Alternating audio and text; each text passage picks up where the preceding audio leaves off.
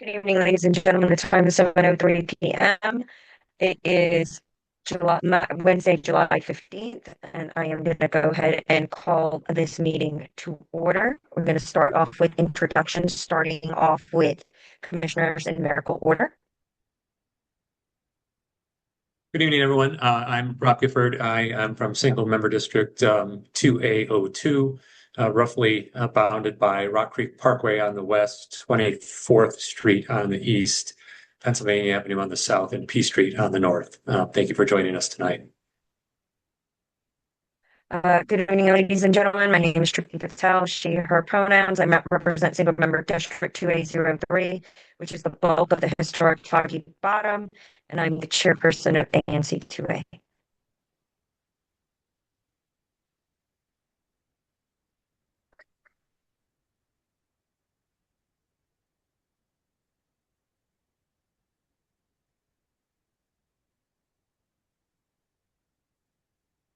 Commissioner Dolan, I think you're next. I was waiting for Ed Comer. He's not on the phone? No, he's not. Okay, my apologies. I'm John Dolan, Commissioner of 2A06. That area includes the West End Library, 2100M, and the Aston Bridge Housing Facility. Hey everyone, my name is Jim Malik, Commissioner for 2A08, which covers the northeastern corner of Foggy Bottom, right where it meets the West End. My district wraps around Washington Circle and includes West End Place, Winston House, and the Avenue, as well as District House and Lafayette Hall on the GW campus, as well as numerous row houses between 22nd and 24th. Feel free to reach out anytime I can be of assistance. Hi, everyone. This is Sean Youngstone. I'm the commissioner for 2A09. That includes 2400 Pennsylvania Avenue, 2424 Pennsylvania Avenue, Varsity on K, St. Mary's Court, and a number of GW student housing facilities. Chair Patel, I see Commissioner Comer in the I think he's has his hand raised. I believe he's in the other room. I've promoted him. Beautiful, thank you.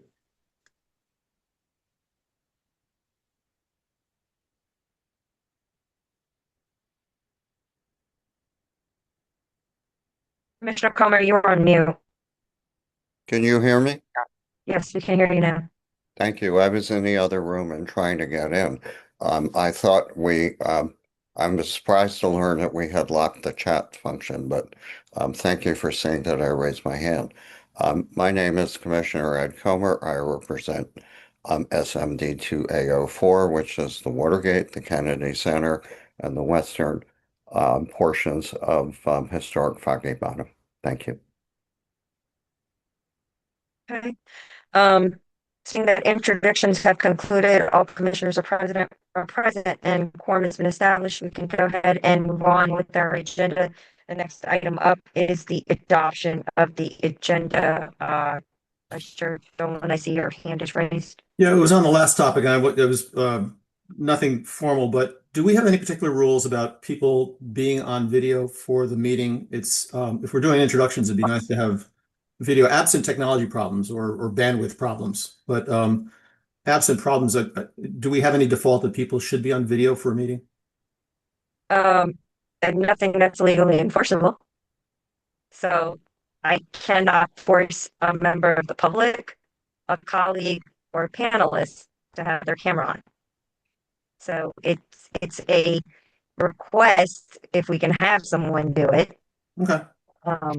But yeah, if a colleague cannot be on screen, that is their prerogative. Thank you. As Commissioner Malik has commented, the Office of Attorney General said it is permissible to participate by phone.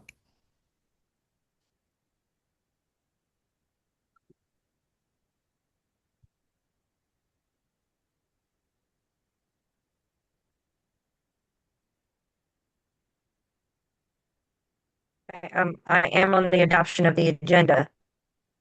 I'm having trouble with. There we go. Okay, Vice Chairperson Dolan, you recognized. Yeah, I'd like to move to remove my motion item number 7, matters before the DC Council, from the agenda. Seconded. Okay, all those in favor of removing the proposed section, please say aye or raise your Aye. hand. Aye. Aye. Okay, the ayes have it, so the item is removed. Moving on, I am now going to call for adoption of the now amended agenda. All those in favor say aye. Raise your hand. Aye. Aye. Aye. Okay, the amended agenda can move forward. The next item up, next section we're going into is administrative matters, part 1. First item up is the approval of the ANC's June 2026 regular meeting minutes. Commissioner Comer, have there been any changes or edits since you've last presented this to the commission and members of the public? I have received no comments, suggestions, changes, or edits. Okay, thank you so much, Commissioner Comer. I am going to go ahead and call for the approval of the minutes. All those in favor, please raise your hand or say aye. Aye. Um,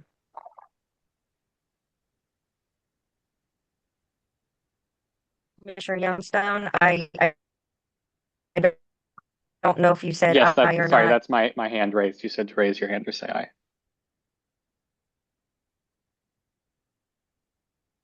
That's a yes vote. Oh, okay, got it. I can't see it from when she does the share screen. I can't see everybody. So, all right, the ayes have it. Minutes are approved. Next item up, all of the rest of the agenda items under this section are under you, Commissioner Youngstown. So I'm gonna go ahead and turn the floor over to you. Sure. Also, just to flag real quick, Commissioner Patel, your audio is a little staticky. So if there's something, I don't know if it's your location or something, but if there's anything you can do to improve your audio, it might be helpful. But we can still hear you. Okay. So yes, I believe the first item here was the presentation of the QFR report. So that's for Q3 26 because it's a fiscal year. Q3 is sort of April, May, and June of this year. This is a list of all of our transactions that we had over those past 3 months. Everything here was either a payment to our executive director, Shalem Celis, a regular recurring Ionos subscription, which is sort of one of our regular communications costs, and the receipt of disbursements from the DC government. We received 3 instead of 1 this quarter because there were a couple which I believe had been delayed for various administrative reasons. Shalem, could you switch to showing the QFR itself? So here's a full summary here. We received around $18,500 in district allotment. We spent around $4,600 on payments to Shalem, and then we had around $10 in communications costs. Those were our only costs in the quarter. Do I have any? I'm gonna move that sort of we vote to approve these. Do I have any questions or comments from colleagues? Second the motion. Colleagues, I have no questions, but I've got to make sure that if members of the audience have questions or comments on this, if you're a member of the audience, you have a question or comment about the Treasury report, please raise your hand and we'll recognize you.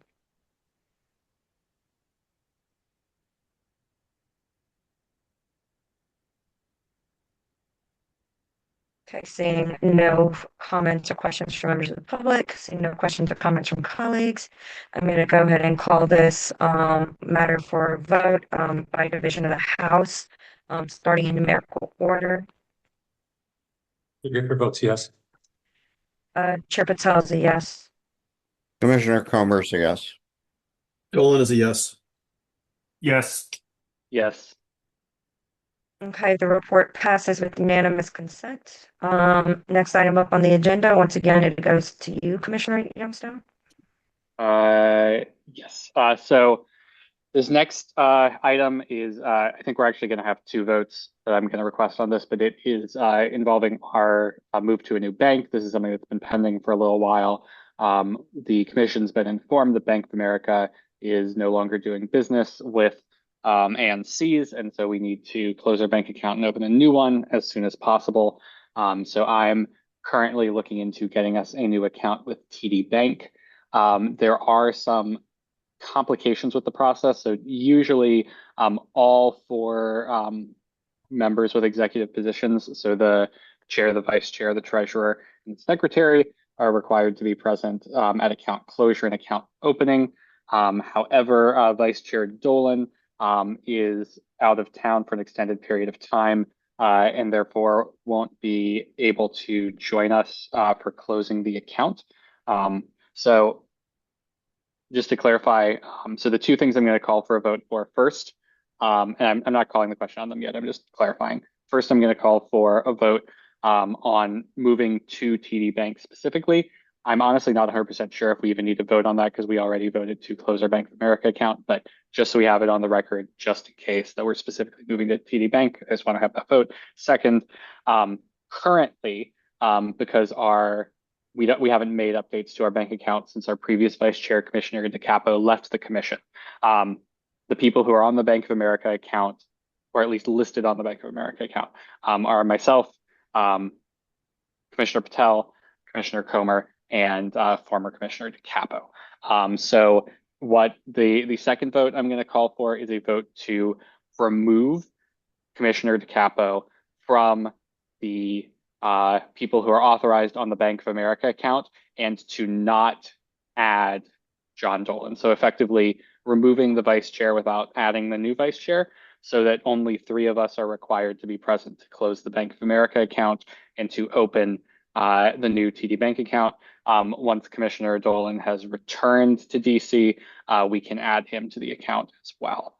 I know that's a little confusing. Are there any questions on any of that before I call for votes?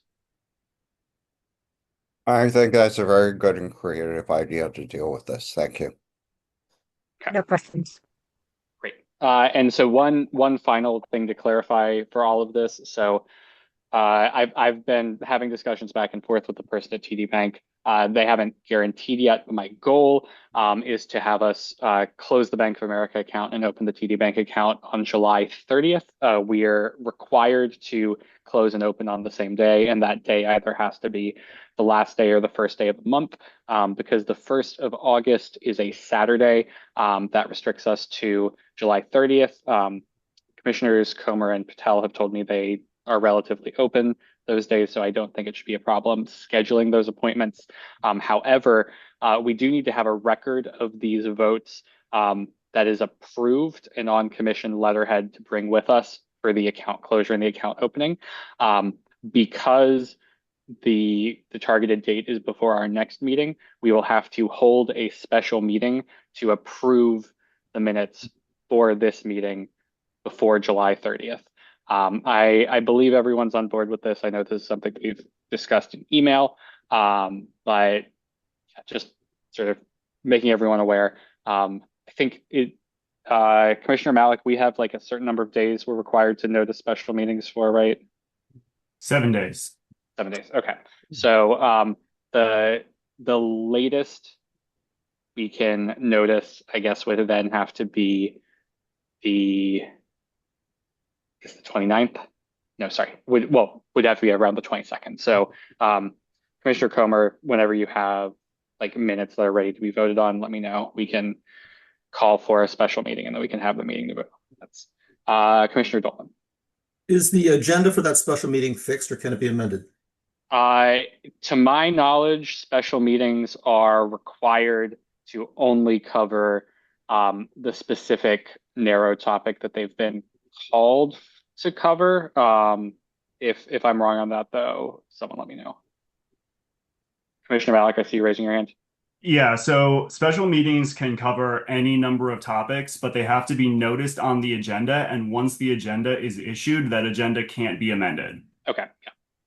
So yeah, it can cover more than one thing, but it's baked in when we decide what it covers.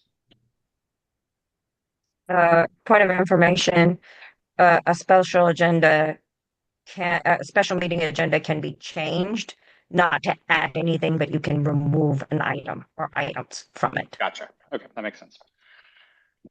All Do I right. share yours, Dolan?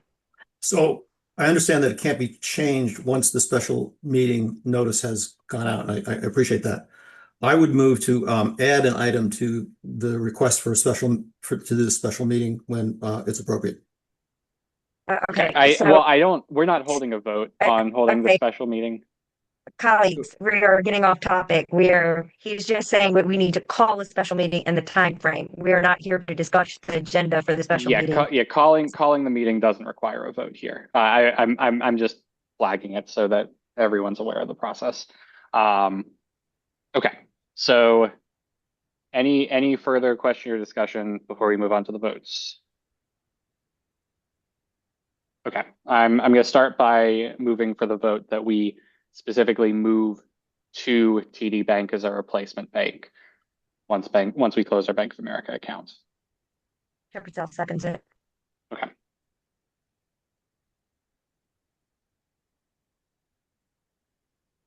Seeing Are we no further voting questions- by roll call or by assent? Yeah, I just want to make sure I don't think there's any further questions or Oh, comments right, around right. Sorry. from colleagues on the matter. Okay. Yes, and we're going to go ahead and call this matter to a vote by division of the House, starting in numerical order. Commissioner Gifford votes yes. Chair Patel is a yes. Oh, mercy, yes. Dolan's a yes. No. Yes. Okay. Yeah, so the ayes have it. It is 5 yeses, 1 no. Okay. Okay. And then the second vote is on whether or not, sorry, the second vote is on removing the vice chair and not adding a new vice chair to the bank account. So this would be removing former vice chair DeCapo and keeping the account only with the three of us, myself, Commissioner Comer, and Commissioner Patel, until Vice Chair Dolan returns, so he can be added later to the new TD Bank account. I'll second that. Okay. Okay, motion's been made by Commissioner Youngstown, seconded by Commissioner Comer. Are there any questions or comments about this matter for Commissioner Youngstown? Seeing no questions or comments. Quick question. Oh, sorry. Go ahead. No, I just wanted to understand the bit about, is my being added to the list at a later date in any way delay the transfer? No, I think it's primarily an issue for closing the Bank of America account rather than opening the new account, but we're doing both just to be safe. But yeah, I think as long as since you can't be there in person, as long as you're removed, I don't think it'll delay anything. We'll open the account on the 30th, and then once you're back, I don't know if we'll have to reconvene or not, but we can get you added onto the account. But to be clear, I'm not being removed because I'm not on the list today. Right, we're removing Commissioner DeCapo, and then instead of adding you to replace him, we're just keeping it vacant. Okay.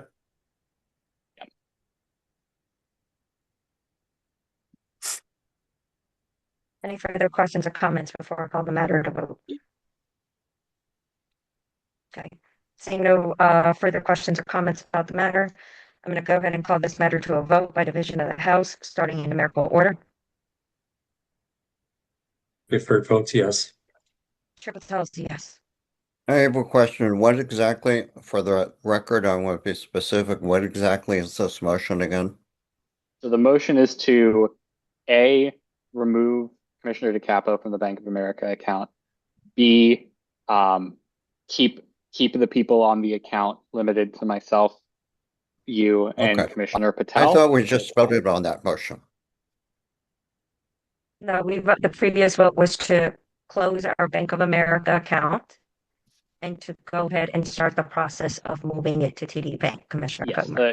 the previous vote was on TD Bank specifically. Okay, that's why I want to be perfectly clear because we need a record. Okay, I'm a Yes, yes. yeah. Okay. Thank you. I'm a yes. Dylan's a yes. No.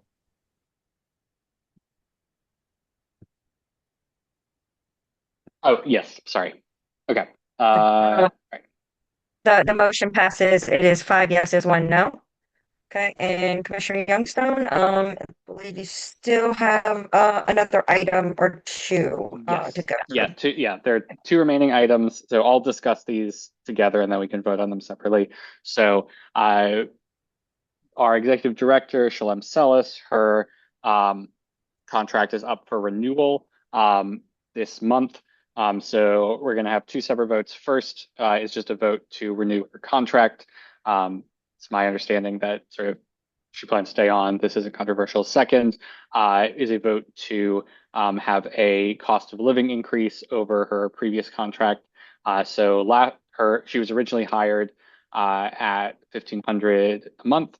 We increased this after 1 year to $1,550. And I'm going to request that we increase it $50 again this year to $1,600, just to reflect cost inflation and rising living costs. Yeah, okay. All right. Anyone has any comments on any of those? Commissioner Youngstone moved the matter, and then I'll go ahead and second it, so we can open the floor to Okay, discussion. sure. I'll move for the renewal. So move to renew E.G. Sellis's contract for a year.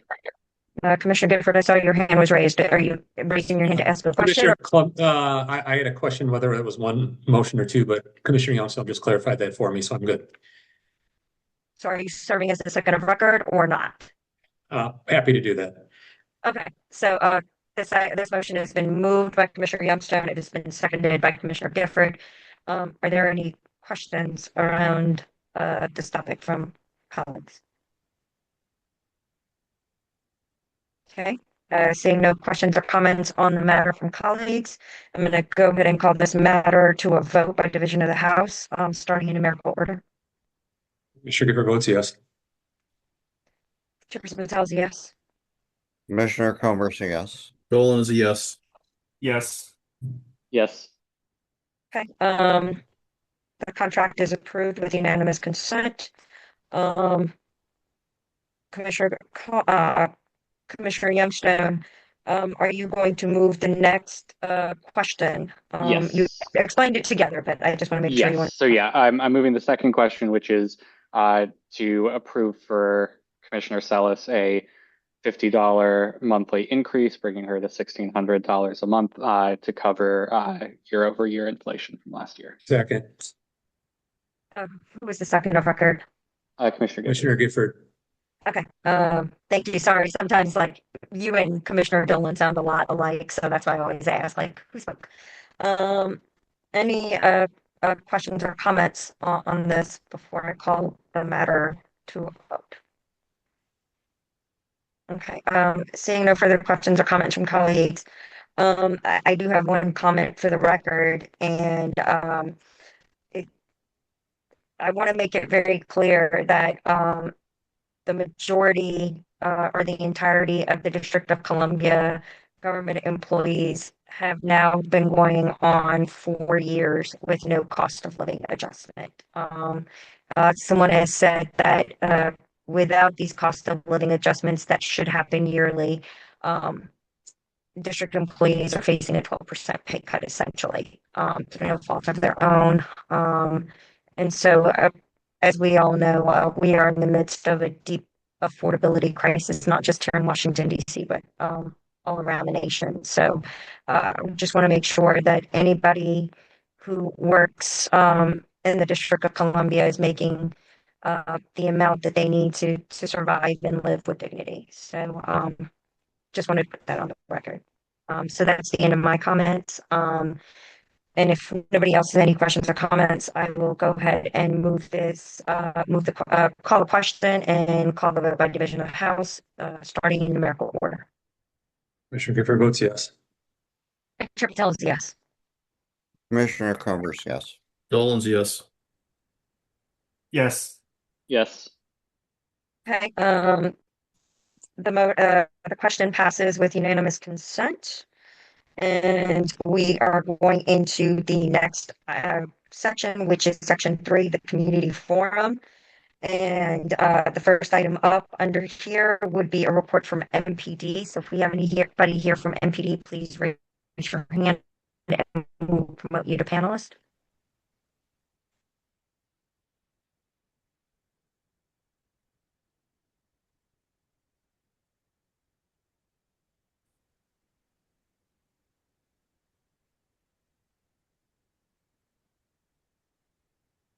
Lieutenant Taylor, you have been promoted. You just have to take yourself off mute.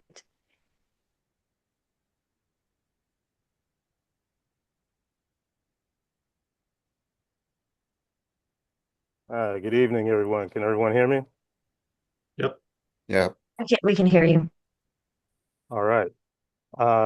You give me a moment, I will email you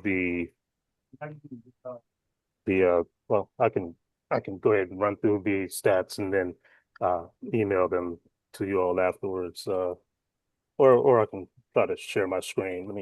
Let me go ahead and do that. Give me one moment. Okay, I'm sending the screen share request.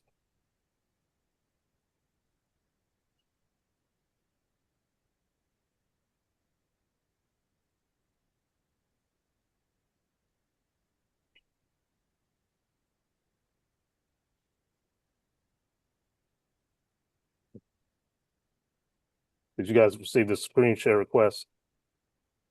Yes, I Okay. accepted it. Okay, let me.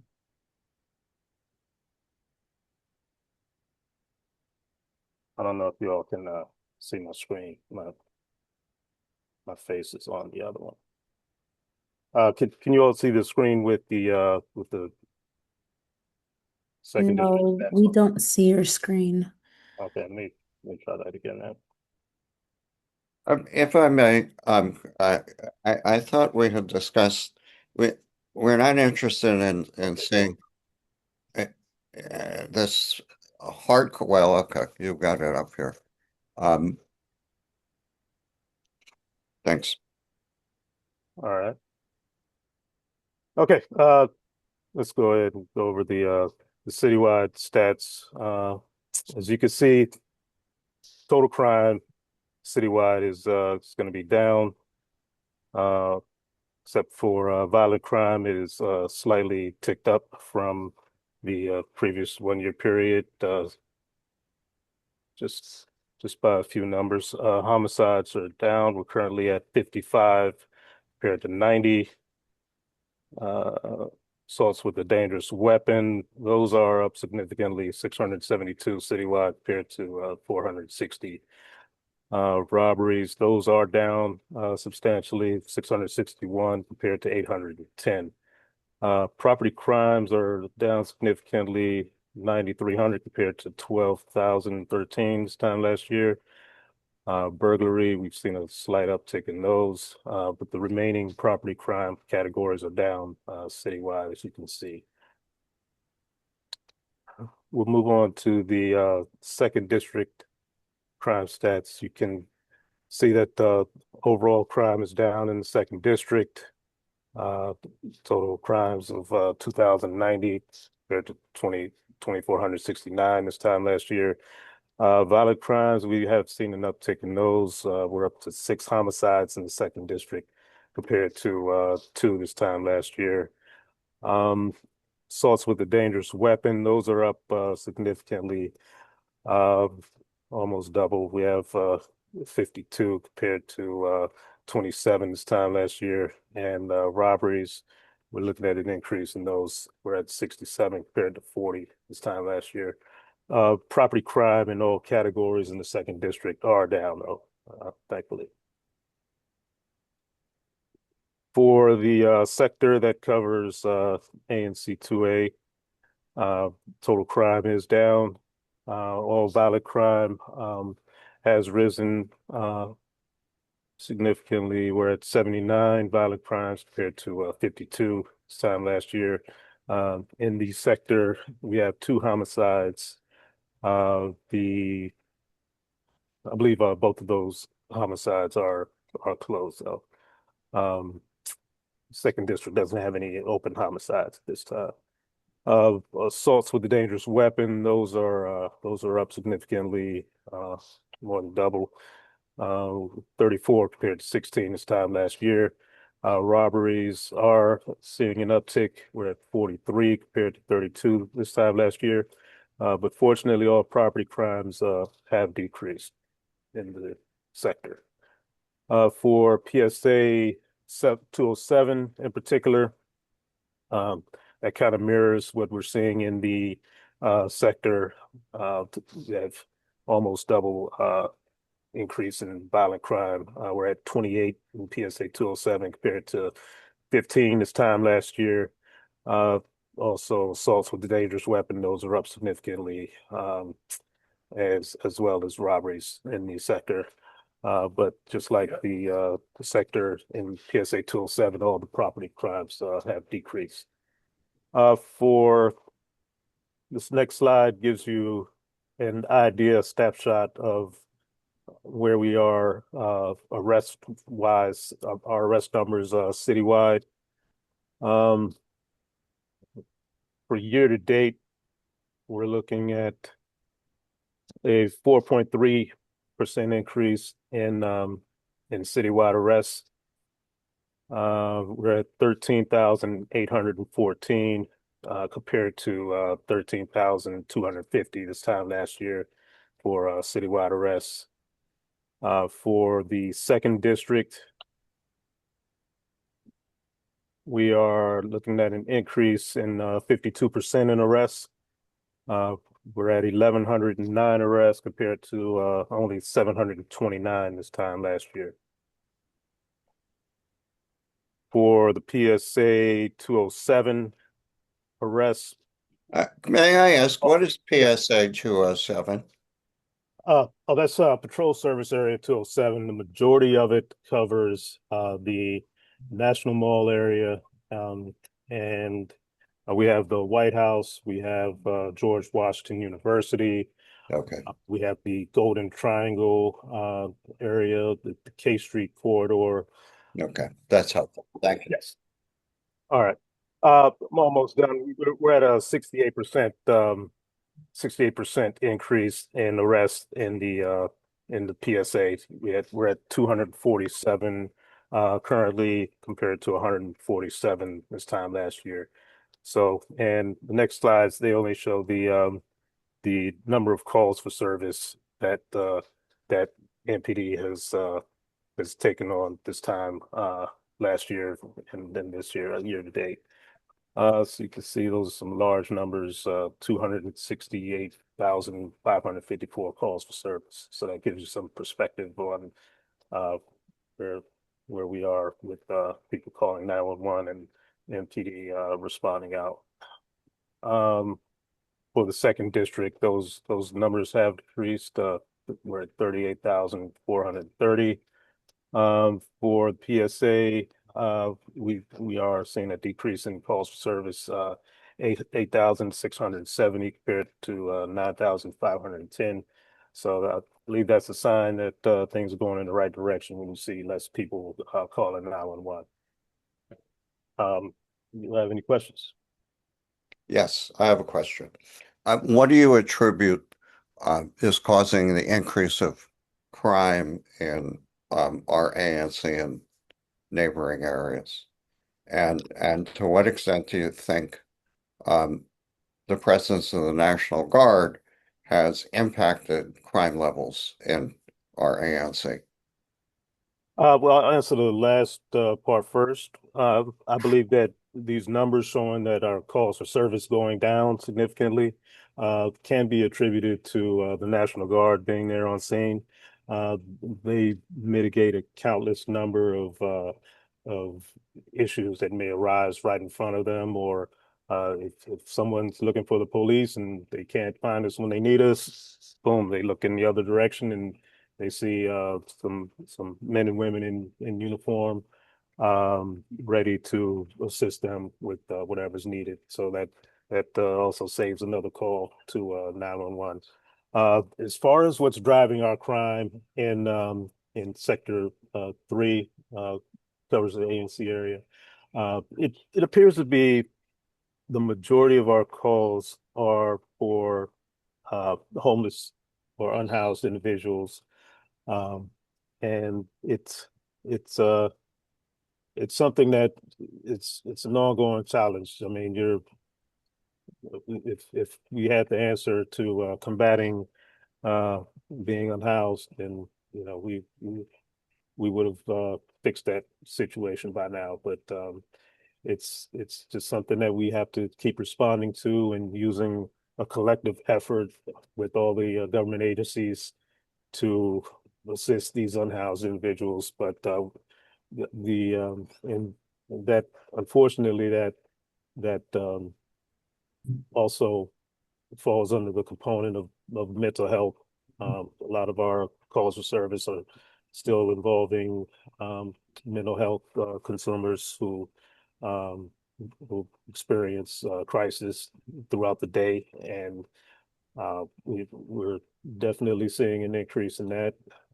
So if we can find an answer collectively, then NPD will do our part. But that's pretty much what's driving our crime. We don't see the general youth crime other than shopliftings and thefts in the second district that other districts are currently experiencing, especially during the summer months.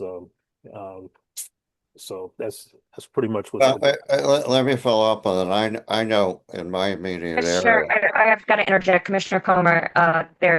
Two of your colleagues were before you on this matter, and you interjected, and we are already double over time, and two of your colleagues have had questions.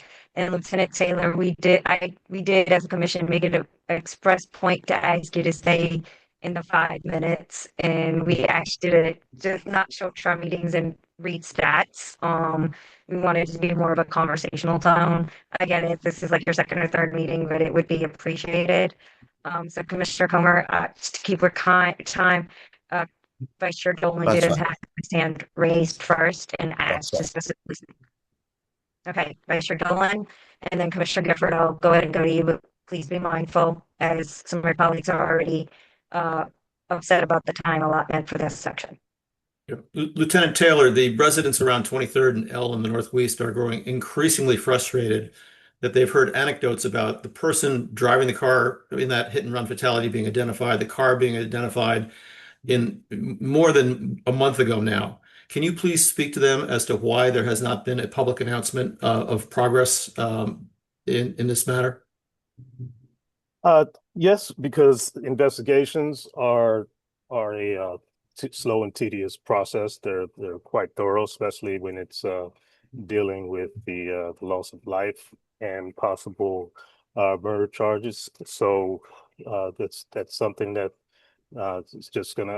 everyone's just gonna have to exercise some patience on. But the investigation is going in the right direction, and it will come to a conclusion eventually that should be acceptable to the community as well as the victims' families.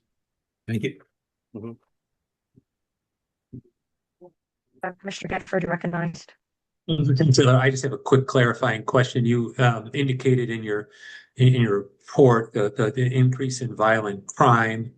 Obviously, from the data you show, assault with a dangerous weapon is the leading form of increase. You subsequently indicated that I believe that there was your increase in service calls is because of the unhoused. I just want to clarify I think you're saying that the increase in service calls is from the unhoused, but not necessarily the increase in assault with dangerous weapon. Is there any correlation between your increase in service calls and the increase in assault with dangerous weapons, or are those assaults not happening among our unhoused population?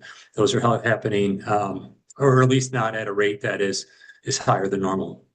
No, actually, on the contrary, the calls for service, those were actually down, and I attributed that to possibly the presence of the National Got it. Guard on the street.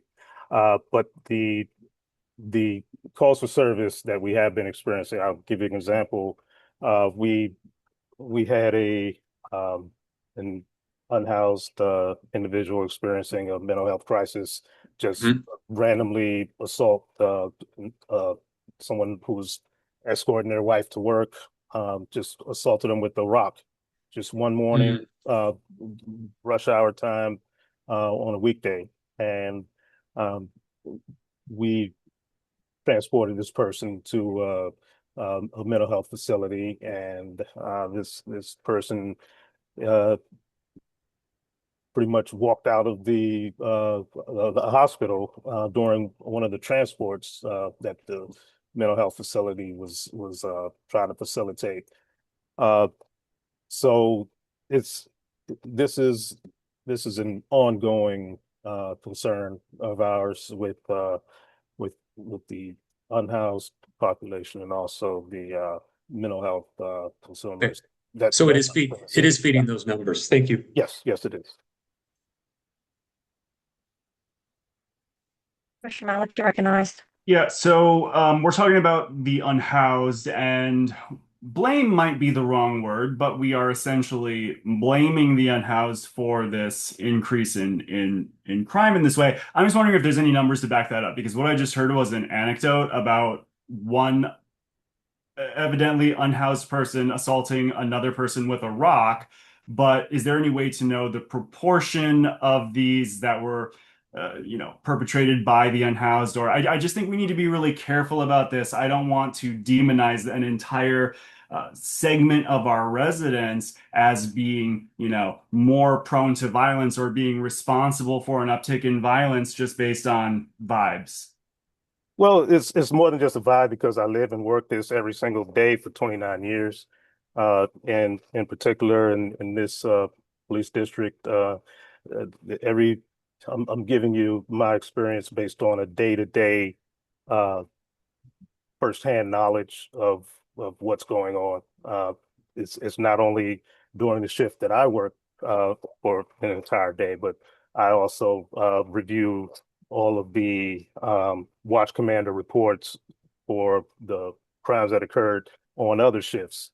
And this is something that does ring true. It's more than just an anecdote that I just gave you one example, but we can pull countless examples on a day-to-day basis where this does seem to be the issue. I mean, if you see a problem, then you have to call it out for what it is, regardless of how it sounds. It's Yeah, the truth. Sometimes, like the saying that goes, the truth hurts. It's the truth.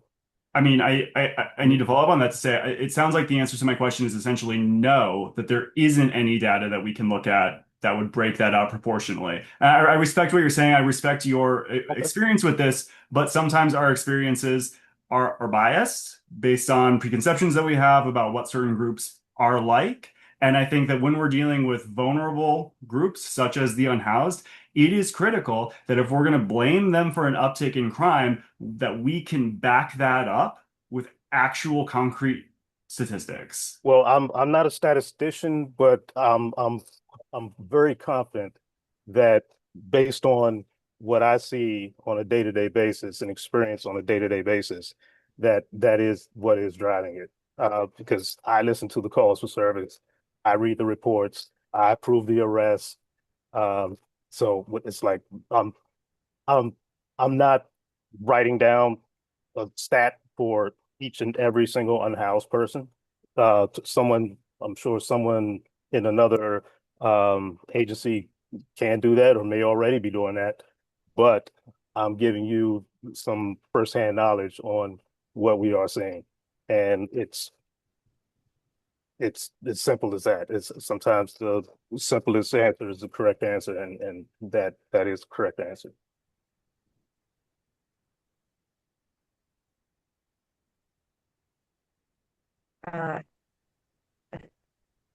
Commissioner Carr, before I turn to members of the public, did you have a final Yes, question? I did. I'm Lieutenant Taylor. I appreciate your comments. You know, I hear you. We don't need precise statistics. You live this day in and day out. I know in my own immediate community, we had one unhoused person who prompted multiple calls to the police to try to help him out, and there wasn't anything they could do, which was, I think, a very frustrating element. It wasn't, you know, he harassed people, this and that, but so I really do appreciate your comments, and it is unfortunate these things happen, and we wish we had better tools to deal with them. So thank you. Seeing no further questions or comments from colleagues, I'm going to go ahead and turn to members of the public. If you're a member of the public and you have a question or comment for Lieutenant Taylor, please raise your hand and we'll go ahead and promote you.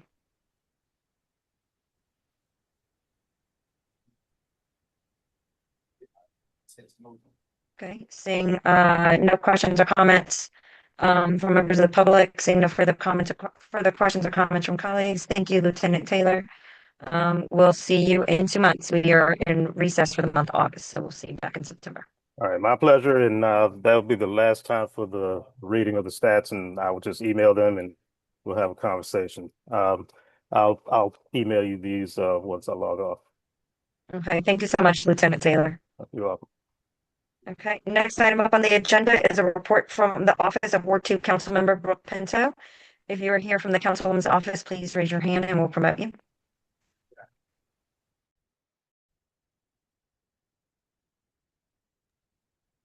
Hi, Hannah, you have been promoted. You just have to take yourself off mute.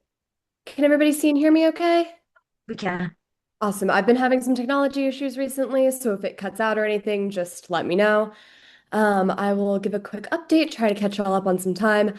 So the council took the final vote on the FY27 budget last week. Chairman Mendelson added an additional $400 million to the budget from what the mayor had proposed, mainly using funds from the city's federal tax decoupling that the CFO had not initially allowed, and also by using $150 million from the reserves, also against the CFO's advice. Those funds have been used to reverse many of the major cuts in the mayor's budget proposal, including funding things like the Child Care Pay Equity Fund for daycare workers, housing vouchers for unhoused residents, access to justice and victim legal services supports, and insurance for people who don't qualify for Medicaid but also don't have employer coverage. Councilmember Pinto was able to secure funding as well for the new signs at Greens Court Park, which we are very excited about.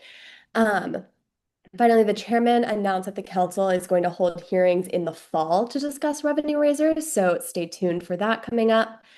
The council had another legislative meeting yesterday and begin their 2-month legislative recess today. Recess just means there's no new legislation that can be introduced or voted on and no hearings can be held. We are still very much working, so continue to reach out to our office for anything that you need. They did vote to allow the committee with the oversight over elections to hold 3 roundtables this summer about elections and campaign finance, so that's also coming up. Another general council update, Councilmember Donnie Crawford, who was appointed to fill Councilmember McDuffie's seat, is going to be replaced this Friday by Councilmember-elect Silverman, who won the special election to fill out just the remainder of that term. So there's going to be another election for that seat coming up. Then last but not least, I wanted to flag that before the recess, the full council is sending letters to governors around the country, thanking them for thanking the National Guard for their service and asking them to please return home. With that, if you have any questions, I am happy to try to answer. Commissioner Gifford, did you have a question or was your hand raised from the previous section? I have a question. Okay, go ahead. Hannah, the DC City Council passed the budget draft unanimously, is that correct? I would have to double check. I don't want to give you a definitive answer. I believe so. That I think that's usually what happens, but I would have to go ahead and check limbs. I don't want to. Commissioner Pinto, did Commissioner Pinto vote in favor of the budget draft? I believe so, but I would like to just double check the vote. I don't always get to watch the hearings if we have people in our office or if I have meetings, so I would want to check to make sure. Okay, and that budget draft includes a change in the cap for the Aston Bridge Housing Facility, is my understanding. And I guess I'm inferring her support for the budget that includes that provision to mean that Commissioner Pinto supports an increase in that cap. If my assumption is wrong, I'd ask that you follow up with me. Otherwise, I'm going to assume that that is now her position on that public policy issue. Councilmember Pinto was the one that entered into the initial agreement with the community that did cap the capacity at the Aston at 100. She believed in that agreement. That is what she thought was best. One of the other committees on the council and then the full council inserted that language into the budget draft, and now Councilmember Pinto is really focused on ensuring that we continue to work with the community, work with Friendship Place, to preserve the model of the Aston that does include things like single rooms for people who need them, community rooms on every floor, which isn't something that would be supported by a full 190 people in the building. The language that is in the budget does include provisions for those things. It doesn't mandate 190, it allows for it. So the council member is very committed to continuing to work with the community and the service providers to make sure that the model of the Aston remains as successful as it has been, and also keeps that success in the relationship with the community. Okay, so she now supports some number between 100 and 190. Like I said, she was supported the agreement that was passed initially. This was something that was added into the budget. And now we're focused on just trying to make sure that the Aston stays successful. Thank you.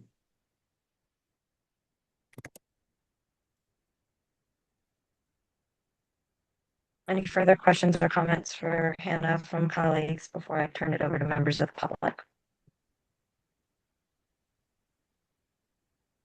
Okay, seeing none, I will turn it over to members of the public. If you're a member of the public, you have a question for Hannah, please raise your hand and we'll promote you.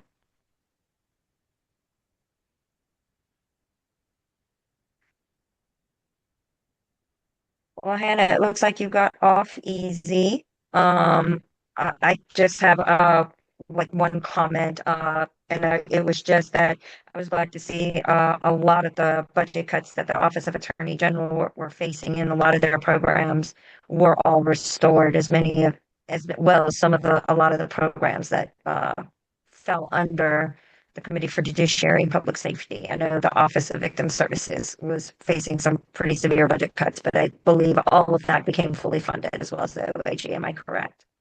Yeah, absolutely. Victim services is definitely a huge priority for the council members. So we were also really happy to be able to restore that. Okay, thank you so much. All right, we'll see you in 2 months. Okay, enjoy your recess. Great, you guys as well. All right, next item up on the agenda is a report from the mayor's office. If you are here from the mayor's office, please raise your hand and we'll promote you.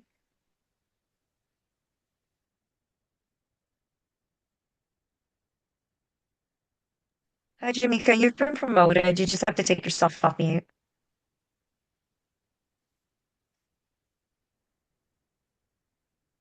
Good evening. Can you hear me? We can hear and see you. Thank you so much, Jamika. Okay. Thank you. Good evening, everyone. So my name's Jamika Williams, and I'm with the mayor's office. I only have a few announcements for today. Hopefully that saves time. First, the Department of Buildings is continuing to host virtual listening sessions on major code areas, including building, electrical, residential fuel gas, mechanical, plumbing, energy conservation, green construction, and fire codes. These sessions provide an opportunity for residents and stakeholders to share feedback and help shape future code updates. Information about the various sessions can be found on DOB's website. I'll also put the link in the chat. Next, summer programming is now in full swing across the district. DPR summer camps are underway, and 2 new tween camp offerings have been added. This includes Horsepower, which focuses on horses, riding, and leadership, and All That, which includes art, science, journalism, and more. Spray parks are also open daily citywide, and outdoor pools are open as well. OUC and Octo will also be hosting 4 resident engagement sessions over the next few weeks on the future of the 311 app. One session is this weekend. These listening sessions are an opportunity for residents to share their thoughts and feedback on what they would like to see improved in the 311 app. It is also a valuable opportunity for OUC to hear directly from residents about what is working and what needs improvement. I will also put the registration link in the chat. Lastly, we are in the midst of another heat wave, which is expected to continue through Friday. If you are a renter or your air conditioning is broken or your water has been disconnected, please contact the Office of Attorney General. The number is 202-442-9828. I'll also put that information in the chat. And residents are also encouraged to drink plenty of water, limit time outdoors, wear light and breathable clothing, check on seniors and vulnerable neighbors, and use cooling centers as needed. If you are concerned about someone experiencing homelessness, or if you need free accessible transportation to a low barrier shelter or a day center, please call the shelter hotline or dial 311. And I will leave my contact information in the chat along with the links of the announcements I went over. And if there are any issues or concerns that need to be escalated, please can you contact me anytime. And again, thank you, and I'm open for questions. Any questions or comments for Jamika? Okay, seeing no questions or comments from colleagues, Jamika, I'll turn to members of the public, see if they have any questions or concerns for you. If you are a member of the public, if you have any questions for Jamika, please raise your hand and we'll promote you. Okay, seeing no questions from members of the public, Jamika, I do have a comment/concern for you. I don't know if anyone has pinged your office. It seems that 2 different single member districts in ANC2A have been having issues with hot water. And so these are multi-unit buildings. And so I don't know if it's issues with the building or if it's an issue with DC water. So, and it's been going on for the last about 48 hours, 24, 48 hours. Like people, and there a lot of people can turn on the hot water, but it's not hot, if that makes sense. Can you give me, or I don't know if you want to email me later on the addresses or the name of the buildings, and then I'll reach out to DC Water and other agencies just so we could get down to the issue to get it remedied. Okay, I will message you after the meeting. Thank you so much, Jamika. Thank you so much. All right. Well, Jamika, enjoy recess. We'll see you next September, okay? Okay, thank you. Have a good evening. You too. Bye-bye. Bye. Okay, next item up on our agenda is a report from the Office of Planning to discuss the DC 2050 plan. If you are here from the Office of Planning, please raise your hand.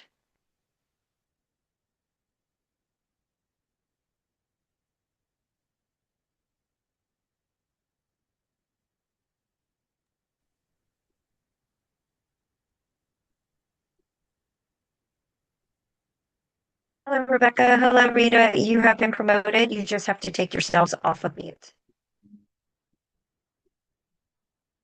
Hi, good evening, everyone. Rebecca, are you on? Yes. All right, so I'll go ahead and quickly introduce myself. My name is Rita Abu Samra. I'm a senior planning with the Neighborhood Planning Division at the DC Office of Planning. Rebecca? Good evening. Hi, Rebecca Schwartzman. I'm a cross systems planner on the citywide team. I work with Rita, and I've been working on DC 2050. Thank you for your time this evening. All right, so I know we're behind. I'll go ahead and share my screen. We do have a presentation. I know we had sent a presentation a few months back, but we updated it since some time has passed, and we're now in phase 3 of the comp plan. So that'll just take a second for me to share. Can everyone see my screen? Yes, we can see it. Just do full screen mode. Okay. So this is a presentation about the comprehensive plan, or what we've been calling DC 2050. Some people that are here may already be familiar. I know some of the commissioners have been highly engaged in our efforts, and we've seen you at engagement events. But we'll just kind of go a bit 101 in the beginning for those that are not familiar with the plan. So what is DC 2050? DC 2050 is basically the district's next comprehensive plan. We're calling it DC 2050 because it'll be in effect until 2050. And what it does is basically shapes the growth of the city and development that happens in DC in the long term. So I would look at it as more of an overarching document and guiding document for any plan that our office may work on in the future.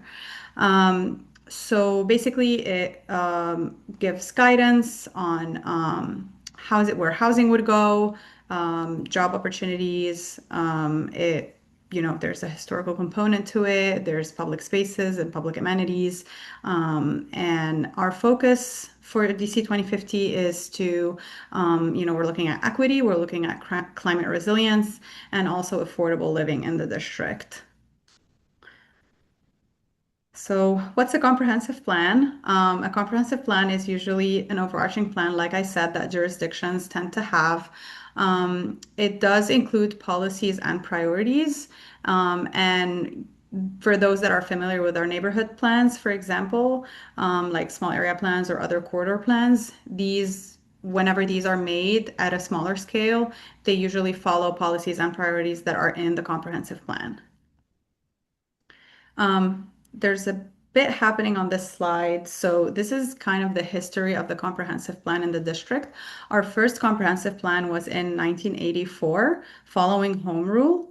So the boxes that are in blue, so at the top, these are full comprehensive plan rewrites, or the initial writing of the comprehensive plan in 1984.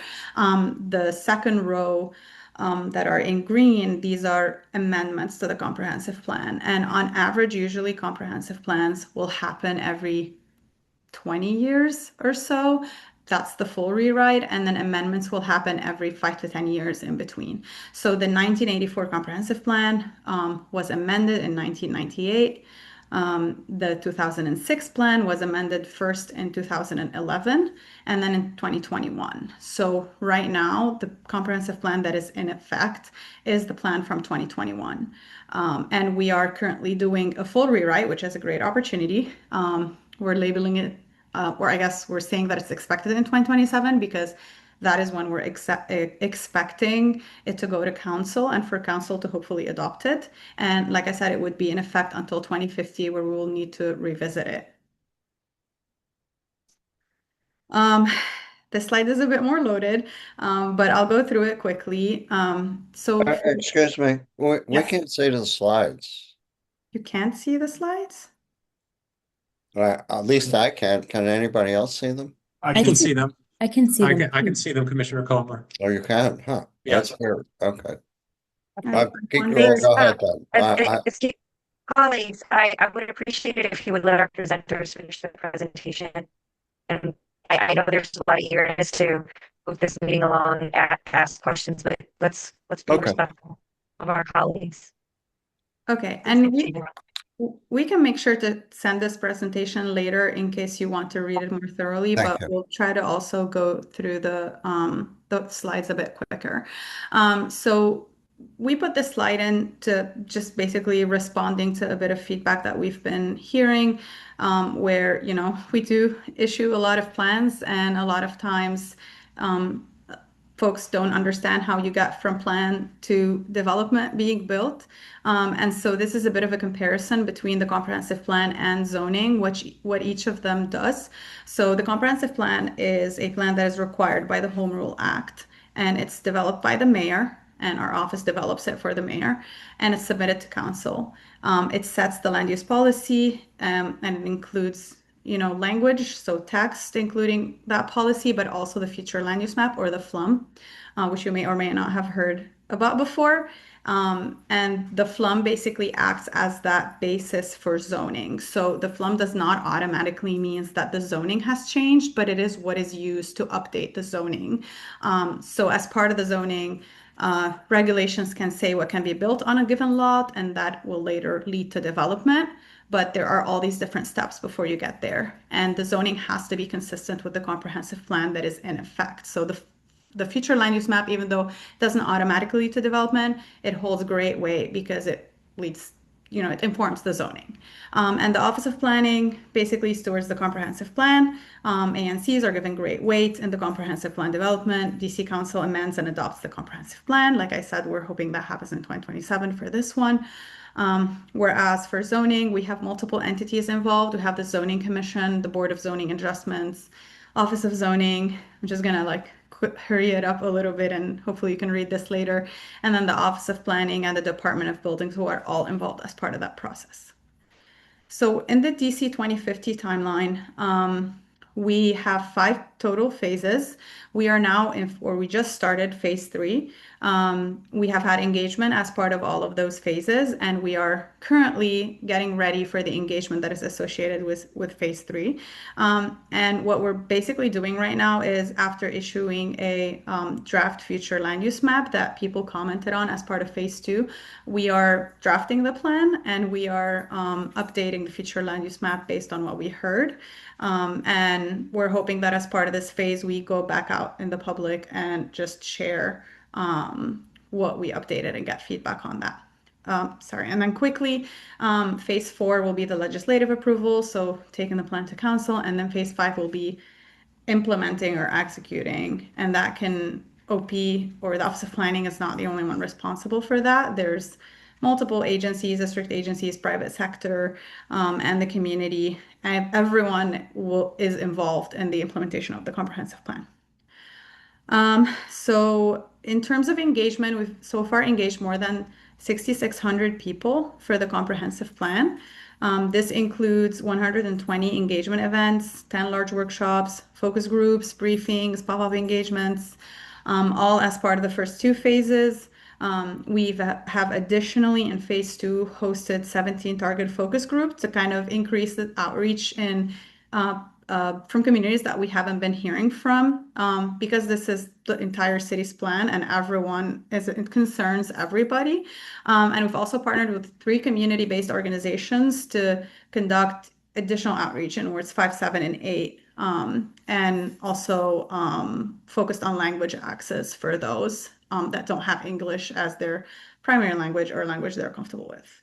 And if you scan that QR code, you'll be able to see our phase 1 engagement report, and we're currently working on our phase 2 engagement summary report as well, and hope to release that soon. So Rebecca, I will hand over to you. And Rita, thank you for keeping the slides moving. I'll try to go quickly. So the draft future land use map was shared with the public, I believe, earlier this year. And it's what shows where different types of buildings can be built. And the map itself is what guides zoning decisions, like Rita was describing earlier, and it helps to direct growth into the places that are most able to meet those needs. And then on the next slide, you will see some of the background information, kind of the existing conditions. For the households we have today, 325,000, and then projections that we've used to estimate 441,000 households by 2050, which is the time horizon for the comprehensive plan rewrite. So to make space for all of these new households, we're showing on the future land use map enough capacity for an additional 446,000 households roughly. And so that's adding about 25,000 households on top. And that is also considering there's a lot of economic planning that's gone into this. That's also considering inflation and the number of households we would need to keep housing costs from rising relative to inflation. And so this bar graph here tries to show all of this. And overall, the map is providing a 45% increase in households for the next 25 years. On the next slide, this is what the future land use map looks like. I strongly recommend taking a look at the website where you can see all of this on a full screen and look at maybe the neighborhood you're most interested in or any other kind of area of interest. There is also information on the website about place types, which is something we introduced earlier in the process during the first phase. And it's a best practice now in other jurisdictions and how they're talking about land uses. There's a lot more information on the website. We can get into it if we have more time. But in the interest of time, on the next slide, I just want to point out for Ward 2, the potential growth that we can anticipate and some of the change areas that are identified here. I will say, while there are these change areas shown here, that's not the only change to that could happen. These are just the places where we would expect the most change to be concentrated.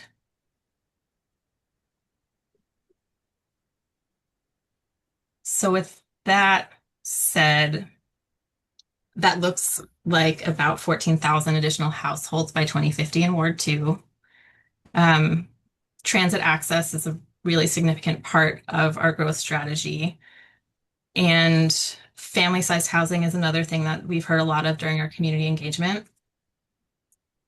And then the dedicated affordable units. I believe we have additional information that could be shared about kind of how we're getting some of these numbers. And finally, on the last slide, if you want to just stay in the loop with what we're doing, what's coming next, you can sign up for a newsletter, keep up with the website, and we are active on our socials.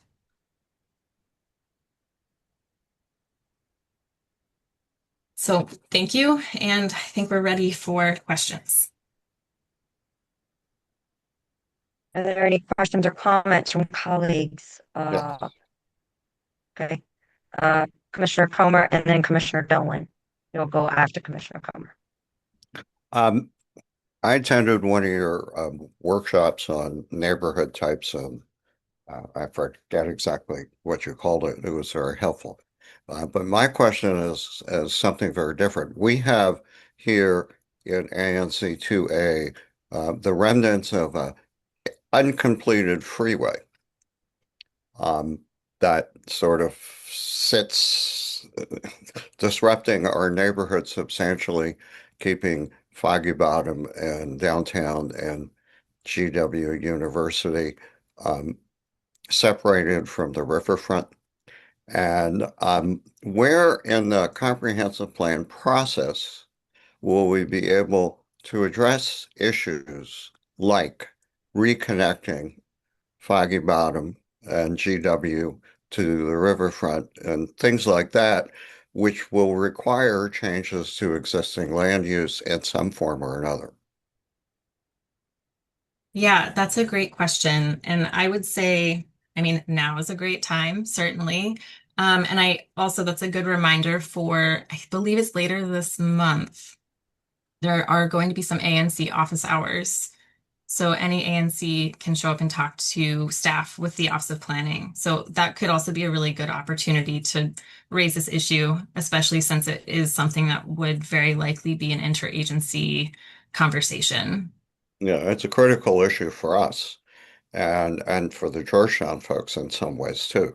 I have a related question, which is we will have an application before us arising from the sale of a building from the federal government to a private entity in Southwest DC in an area that I believe is going to be addressed by the Office of Planning and others, or zoning and rezoning and stuff like that. But we're asked to make approvals about a zoning, proposed zoning change for one small portion of the larger southwest quadrant.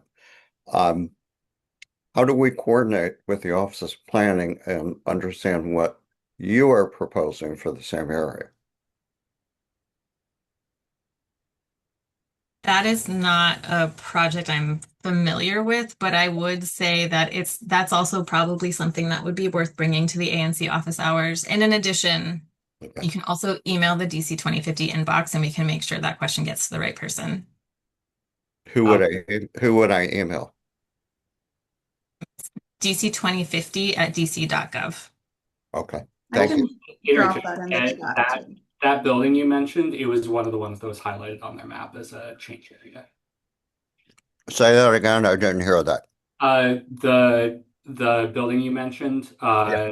they have that marked on their map they were showing us as a potential change area. So I do think it's something that's on their radar. Okay, thank you. Just to be clear, we're talking about the Federal Center. But yeah, that, like Rebecca said, that would be a great question for the office hours. And we, as part of our divisions within the office, we do have our development review that also works with zoning a lot. So we'll make sure we flag that question is coming and hopefully you can participate. Thank you. Commissioner Dolan, you're recognized. Thank you. You talked a lot about adding capacity. You talked a lot about affordability. How do those two blend together in the topic of height restrictions? Are we going to see removal of height caps in DC as part of this plan? My understanding is no, we're not assuming any change to our height restrictions. So the forecasting is assuming the height restrictions as they are today, alongside the forecasting data that we work with the Metropolitan Washington Council of Governments to make sure we're getting kind of regional information, district specific information, and really seeing the full picture of households, jobs, what we're expecting. Thank you. I have a super quick question. I think it'll be really fast. Is there some percentage of the capacity increase in DC from the conversion of office buildings into residential space and capacity? Yes. Okay, Short thank you. answer is yes. Beautiful. Thank you. Amongst other things. Yeah. And colleagues, please raise your hand so I can recognize you. Like, I'm trying to make sure. That's all. Commissioner Youngstown, you're recognized. Yeah, so I was just wondering if you guys have in scope looking at either the elimination of single family only zoning in DC and or potentially pursuing the possibility of single stair instead of double stair as a building method. Both of those things have been heavily under discussion. Again, I would say certainly something worth bringing to office hours, the ANC office hours. That will be, I'm pretty sure it's later this month, but I can confirm. But yeah, those are certainly two big topics of conversation.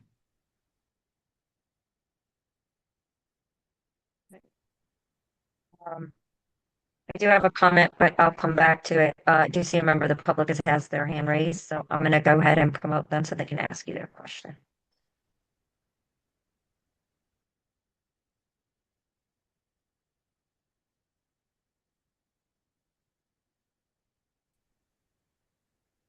Hi, my name's Adrienne Lawrence. I live in Foggy Bottom and in the Watergate.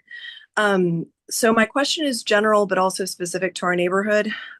With rising water levels, specifically in Foggy Bottom, with us being waterfront, what considerations are you considering in the district overall in the plan? Is there anything specific to Foggy Bottom?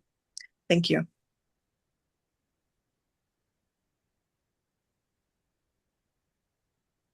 Off the top of my head, I don't know about specific to Foggy Bottom. I do want to mention, though, a lot of what we're doing, we're coordinating with other agencies. And the one coming to mind right now is the Department of Energy and Environment, because they have several plans, but I think it's their most recent Sustainable DC plan. There may be something there. But I'd be happy to follow up with one of my colleagues to see if he has any more information that's specific to Foggy Bottom. Thank you. That would be great, especially because we've already seen insurance policies increasing, particularly in regards to water and flooding in our neighborhood.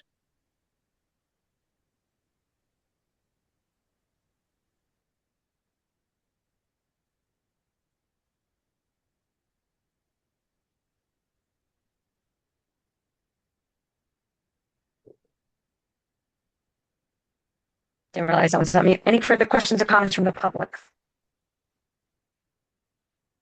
If you're on the phone, it is *9 to raise your hand. All right, seeing no further questions or comments from the public. My comment for this team is several ANC commissions have already sent resolutions, I know, to the Office of Planning, and they've expressed their disappointment with the plan so far. Just in this presentation, I'm really disappointed to see at the lack of truly affordable housing. Ward 2 has over 100,000 residents, and to only see 2,000 be dedicated is really disappointing. ANC 2A has the largest block of affordable housing left in the ward, and it's literally still under threatened danger from being eviscerated. So I just want those comments noted. And I know there's a new mayoral administration coming through, and I don't know if the 2050 task force has been in conversations with the new mayoral team, or that they're in process, because I do think that they have a vision and ideas that I think would be, more in alignment with what other ANC commissions around the city have opined on, which is they don't see it really being centered around residents. They see it being, they're not seeing like a lot of residents have echoed to their ANC commissioners, that they're not seeing this be reflective of what they truly want.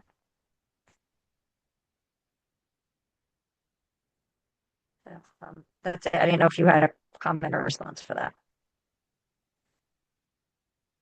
I think we'll make a note of the comment, obviously, and relay it to the team. I think that not to say that this is, a final answer or anything, but like Rebecca said initially, we do have some breakdown numbers for how we got to that number of affordable housing. So I'm happy to also share that with you along with the presentation after this call for the time being. But we will definitely flag that for discussion with the team. Okay, thank you so much. Thank you. All right. Have a good night. Thank you again. Thank you for having us. Thank you. All right. The next item up on the agenda is a report from the George Washington University around the 2027 campus plan. If you're here from the George Washington University, please raise your hand and we'll promote you.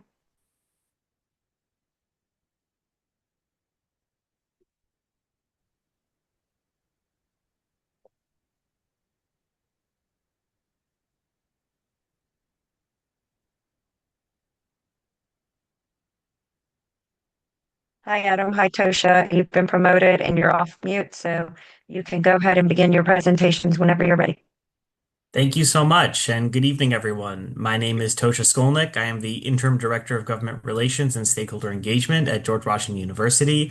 Commissioners, thank you so much for having us on the agenda tonight to talk about our 2027 Campus Plan Framework. I'm going to promptly turn things over to my colleague, Adam Aronson, who will be giving our presentation tonight to introduce himself and take it away. Thanks very much, Tosha. Good evening, everybody, and appreciate the ANC commissioners having us on their agenda tonight. As mentioned, we're looking to give an update on where we are with the campus plan process and share our campus plan framework. So as a reminder, a campus plan is a requirement of DC zoning regulations for all universities and residential zones. The goal of the campus plan is to ensure that impacts on the surrounding residential neighborhoods are effectively managed. After campus plan approval, there will be additional opportunities for the neighborhood to weigh in on development projects. Each subsequent development project is subject to a further processing public hearing and zoning commission approval. So the campus plan focuses on 5 key areas, including student enrollment and campus populations, development sites, student housing, quality of life for the neighborhood, and transportation and parking. It's important to note that the campus plan notes what GW might do, not necessarily what it will do over the course of the next 20 years. So the 2007 plan was very much focused on accommodating space needs within our campus boundaries. That 2007 plan carried forward a number of existing enrollment caps from prior plans without any increase to the maximum number of students. The plan established a number of commitments to the neighborhood, including sustainable design, the historic district, the streetscape plan, the I Street retail corridor, and others to address quality of life issues for the neighborhood. GW has delivered on those commitments, and GW remains an economic driver for the neighborhood and the city. The planning context today, however, is very different. The higher ed landscape has changed, including how students learn, where they live, and the types of programs that they're seeking.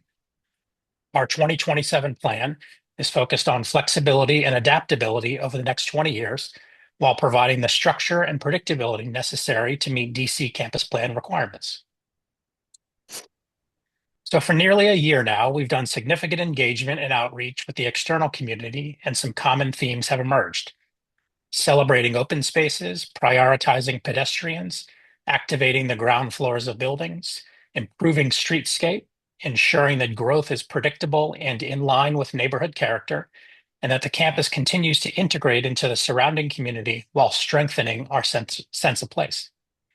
We've also heard some concerns, including the campus plan boundaries, enforcement of campus plan commitments around parking and public amenities, student transportation impacts, ensuring enrollment growth does not adversely impact the neighborhood, as well as commitment to historic preservation. From our internal community, we've heard similar things: campus identity and sense of place, having a cohesive campus community, quality of spaces and infrastructure, gathering and event spaces, student life and support spaces, strengthening the overall Foggy Bottom experience, as well as supporting interdisciplinary collaboration. So what's driving the 2027 plan? Academic program growth and change. Our current enrollment limits date back well over 40 years. Managing multiple enrollment caps constrain programs and operations. Student housing, we need to continue to provide high quality student housing, as this allows us to strengthen undergrad programs and manage the impacts of students on the surrounding community. Our on-campus development needs, we're bringing forth some of the undeveloped sites from the 2007 plan and have looked at additional opportunities as well. And growth opportunities downtown. Growth in the commercial zones near campus align with district priorities for downtown vitality and ensures growth is away from the residential neighborhoods. We will continue to assess these opportunities over the course of the plan. Thank you. So following our engagement with the internal and external community, we've developed a framework for the 2027 plan. We look to streamline and adjust our enrollment cap to account for evolving needs. We look to preserve the housing commitment from the 2007 plan, but count certain off-campus university-controlled beds in non-residential zones. We look to carry forward remaining approved development capacity from the 2007 plan, but reevaluate certain sites. We look to explore targeted growth outside the campus plan boundary in non-residential zones, propose minor adjustments to the campus plan boundary to incorporate properties currently owned and operated by GW, and continue to be a good neighbor to the surrounding community by preserving the character of the neighborhood and enhancing the quality of life of the Foggy Bottom and West End neighborhoods. So looking at enrollment, the 2016 zoning regulations established headcount as the standard for reporting enrollment. We are proposing to follow that standard and remove the FTE cap. We are currently the only university in DC with an FTE cap. We're proposing a modest 12% increase to the cap over the course of the next 20 years. Our current enrollment is contracting, not growing, but we believe our next plan needs the flexibility to respond to demand and changing needs. The headcount cap has not been adjusted in over 40 years. We believe that we've demonstrated a successful track record to manage the impacts of our students, and the quality of life complaints have significantly declined.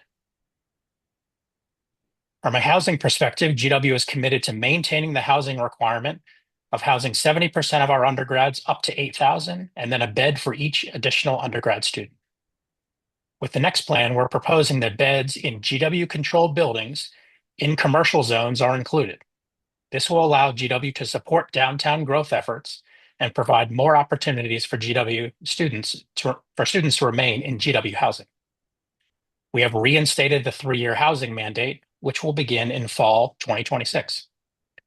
The plan will propose that all first and second year students live within the campus boundaries, and then third and fourth year students would have the option to live in university-controlled properties outside the boundary. We're carrying forward the remaining development capacity from the 2007 plan, as well as maintaining the public benefits. We are carrying forward the prior development sites with some adjustments and reallocations. This map shows the proposed development sites. You'll see carryover from the 2007 plan, including Ross Hall over here on the left, square 41, the Academic Center here in the center, the blue box, square 77, as well as square 101 over here on the right.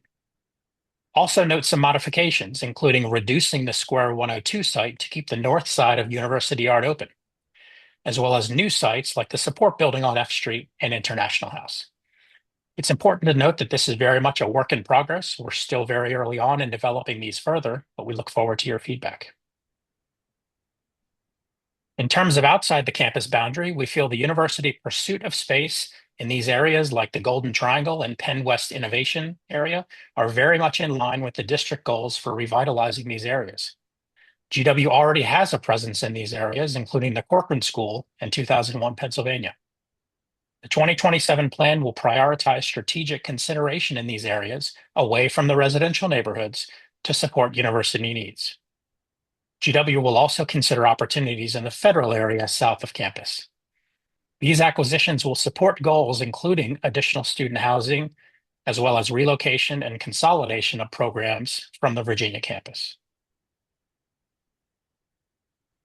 We're also proposing some minor modifications to the eastern and southern campus plan boundaries, including incorporating 5 GW townhouses, 2140 through 2150 F Street, as well as the vacant lot at 2138 F Street. Also 1918 F Street and 1922 F Street.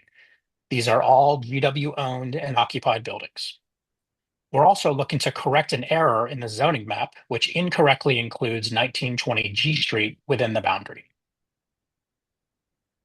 So in terms of next steps, we have some upcoming community workshops. One is actually tomorrow evening at 6:30. It's a virtual session.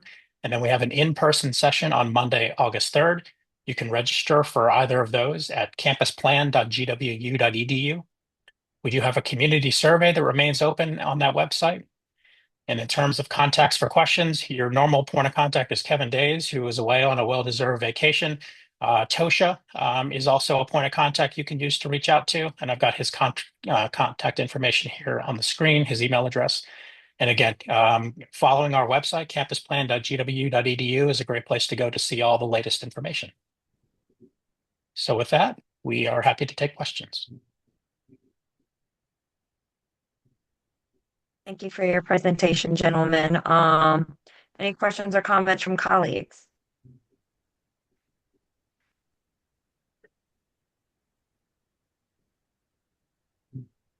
Okay, I see Commissioner Youngstone and then Commissioner Comer. Commissioner Youngstone, you're recognized, and then after Commissioner Comer. Hi, so GW is one of the largest landholders in the district and also one of the largest landholders that doesn't pay taxes.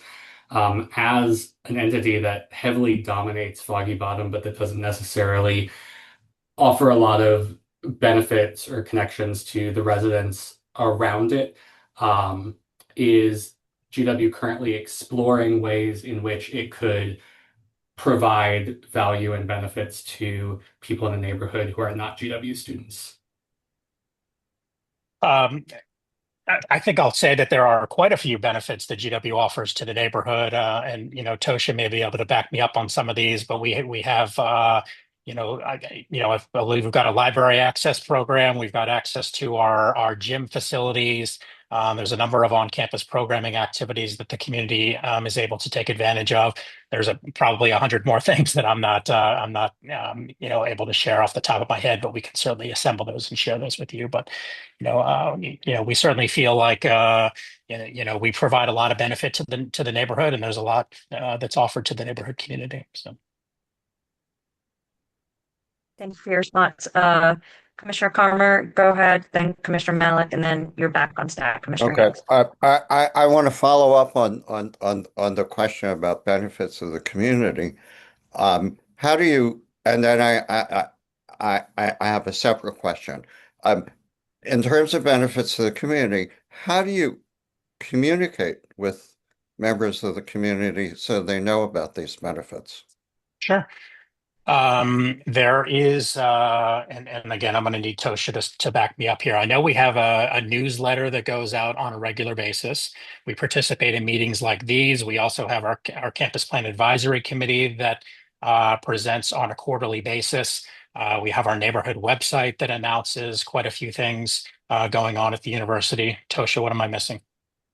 I think you covered it. I would just double down on the newsletter. If you go to that website, the neighborhood.gw.edu, you can sign up for it. And every month at the beginning of the month, we send out information to community members about things going on campus that they can benefit Let from. me just tell you that I have lived in this neighborhood for 8 years, and I've been an ANC commissioner. This is my 4th year, and I've never heard about that website.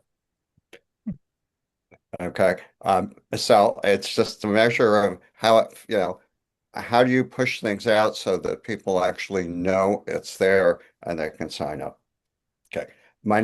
Just a comment on that. My next question, it sounds like you're anticipating moving more and more housing into former office building space.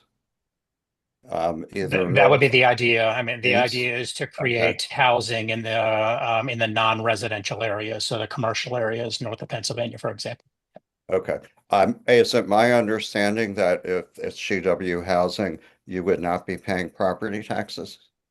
Am I correct in that?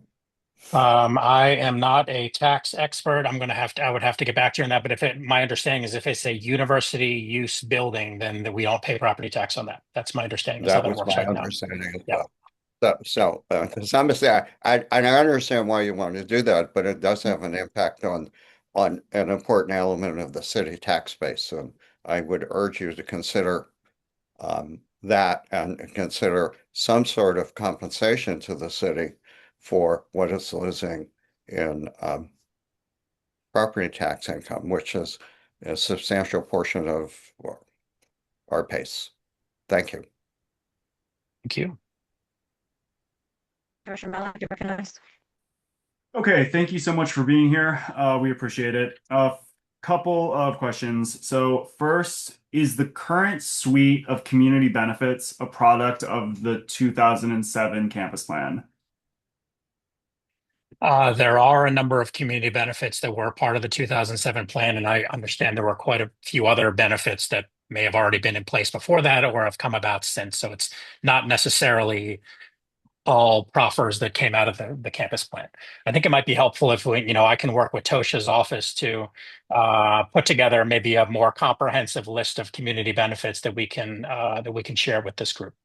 Okay. Do you anticipate that the 2027 campus plan will eliminate or reduce any of the existing community benefits, whether they stem from the 2007 campus plan or otherwise? That is a good question. As I mentioned, we're still very, we've been at it for a year, but we're still very much kind of midstream in developing the campus plan at this time. We've not quite gotten into the conditions of the plan and perhaps proffers. So that's something we'll need to look at.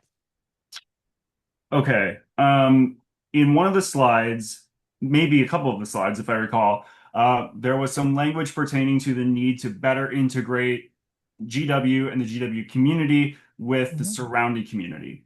What are some ideas that you have had or that you've heard or that you have for how that might be encouraged by the campus plan or more broadly, what is your vision for what that might look like? Yeah, I think that's a good question.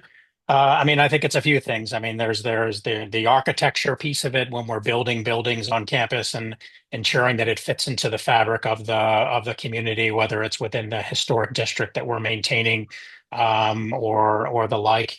And at the end of the day, the goal of the campus plan is to ensure that we're being good neighbors to the surrounding community. So we want to make sure that as we're talking about potential growth in the future, that that we're working closely with the community to ensure that there's no adverse impacts on the community moving forward.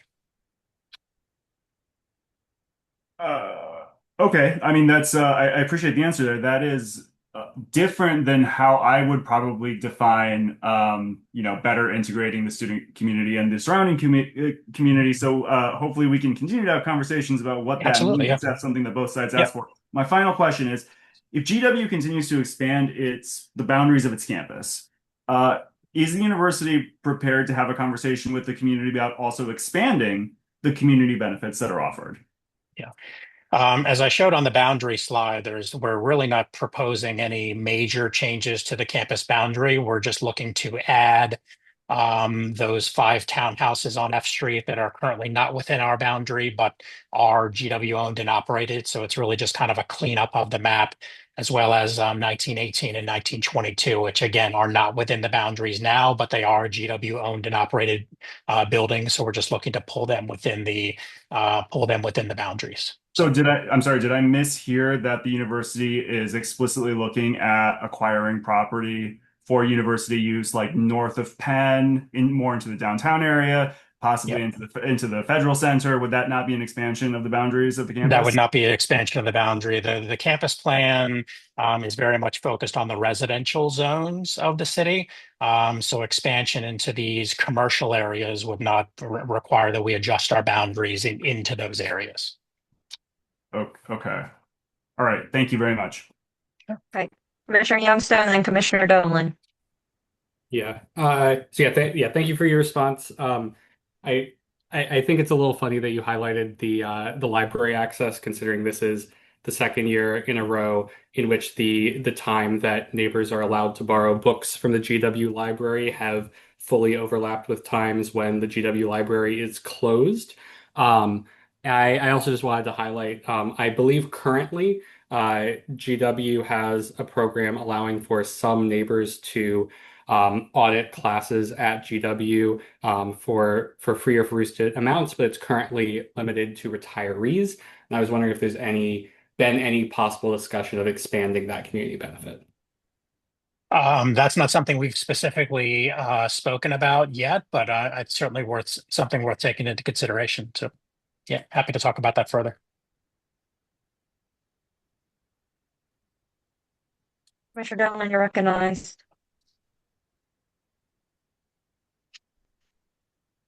Commissioner Dolan, you're on mute. You're on mute. My apologies. You made a glancing reference to the consolidation of the Virginia campus. Can you put a number on how many bodies are moving from that campus to this part, and possibly what percent of the growth that you're suggesting for the future is a result of that merger? Um, I'm not able to quantify that right now. We're still very much, we have a 5-year timeline that we're required to move off that campus. And we're still very much in the early stages of planning there to figure out, you know, are there groups that move downtown? Are there groups that move someplace else? There is a building out at the Virginia campus that we're a partial owner of that was not part of the deal with Amazon that is on the table to potentially move some groups to. So I don't think we have that specific information yet about the number of people moving to the Foggy Bottom campus, but that's certainly something we can keep the ANC up to speed on as that gets further developed.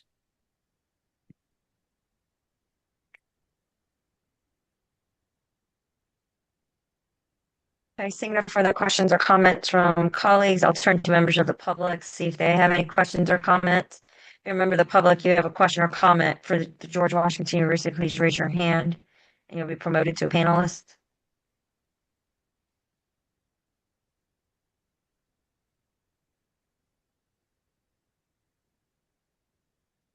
All right, seeing no further questions or comments from members of the public, I know my colleagues have, I believe have exhausted their questions for you at this time. Thank you for your presentation and enjoy the rest of your evening. Take care. Thank you very much. Okay. The last item up in this section is commissioner updates and public comments. Commissioner updates, we'll go ahead and go in numerical order. Thank you, Chair Patel. Being behind on time, I will withhold my report tonight. Okay. Chair Patel, also being mindful of the time, will save any comments or remarks if allowed for the next meeting. Commissioner Comer, I'll save my comments as well. Thank you. Commissioner Dolan ditto. Well, I do have one quick comment. So I normally try to stay on top of my constituent correspondence, emails, phone calls, respond to things as soon as possible when they come in. But I do want to let everyone know that my wife, Nicole, and I are expecting our first child any day now, literally any moment. So I'll be taking a little bit of leave. I will be monitoring my government inbox and my phone. So please continue to email and call me, but give me a little bit of grace as I may be slower than normal in responding for a couple of weeks as we adjust to this very big life change. We shouldn't be surprised to get emails from Jim at 3 a.m.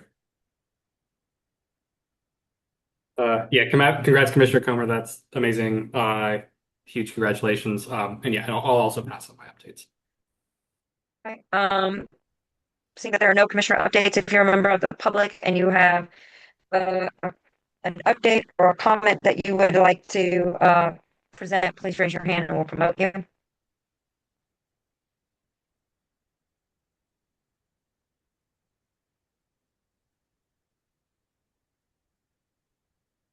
Okay, seeing no member of the public has raised their hand for any public comments or updates, we're going to go ahead and move into the next section of our agenda. This is matters before the Public Space Committee. If we have anybody here from the 10th annual DC Bike Ride, please raise your hand and we'll go ahead and promote you.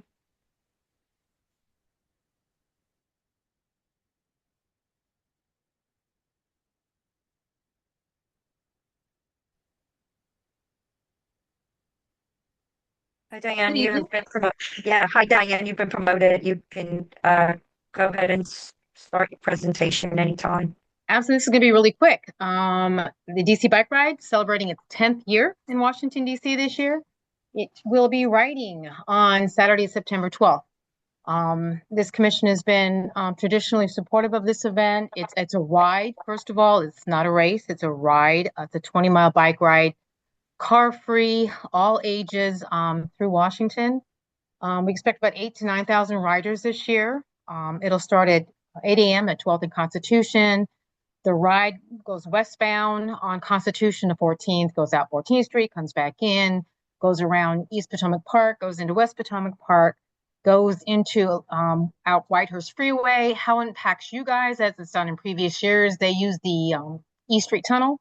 They pop out at the East Street Tunnel. They go around 20 up to 20th, and then go back down, make a U-turn back into the East Street Tunnel.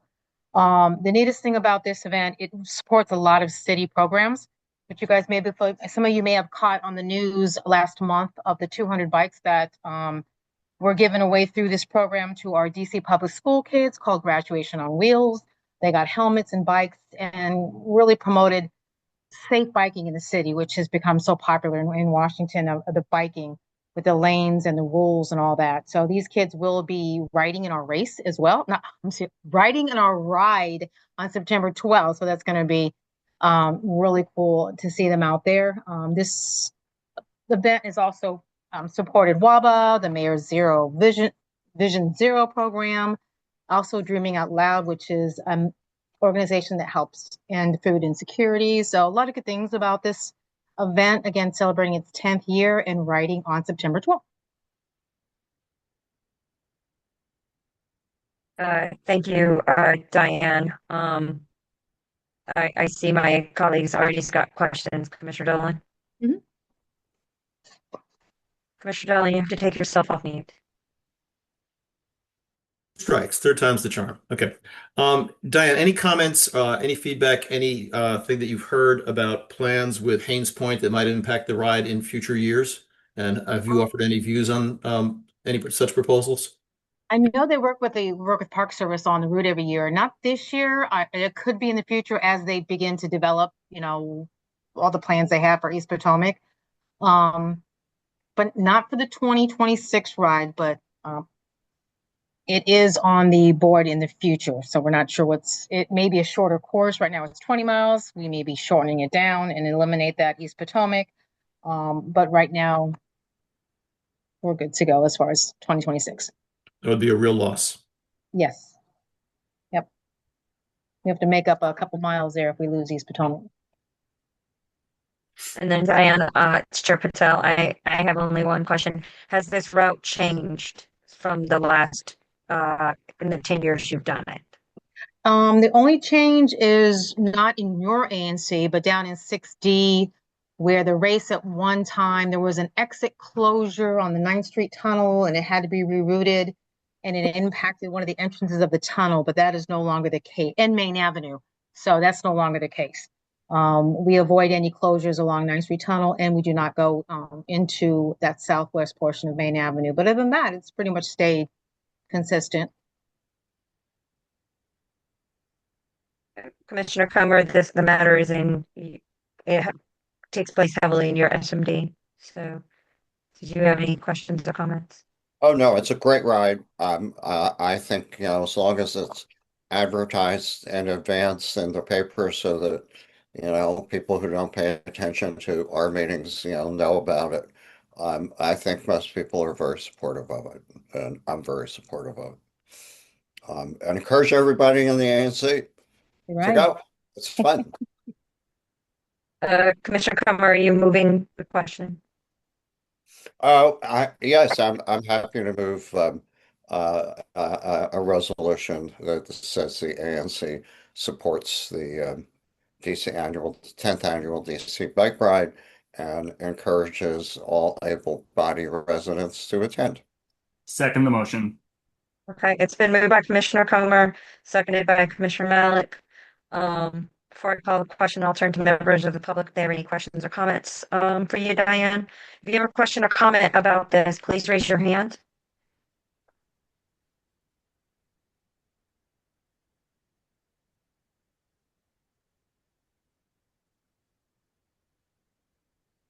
Okay, seeing no members of the public have any questions or comments, seeing that colleagues have no further questions or comments, I'll go ahead and call the question. We'll do this by division of the House, starting in numerical order. Commissioner Gifford votes yes. Chair Patel's a yes. Comer's a yes. Dolan's a yes. Yes. Yes. Okay, the ride is passed with unanimous consent. Next item up Thank you. is, of course, thank you, Diane. And the next item up on the agenda under Public Space Committee is the Army 10 miler. If you are here from the Army 10 miler, please raise your hand and we'll promote you.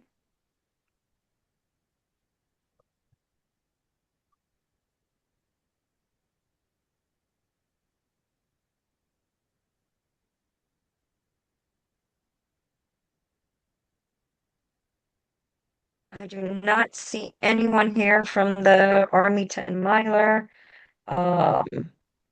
Let's see. It has been placed under me because as I believe the bulk of this takes place in single member district 2A01, which is currently vacant. I honestly see no controversy around the Arlington Mylar. They come before us every year. I don't believe the route has changed. Colleagues, I unfortunately cannot answer any questions about the races. I am not a representative of the organization. Commissioner Gifford? I move approval. Second the motion. Okay, Commissioner Gifford has moved it. It's been seconded by Commissioner Malik.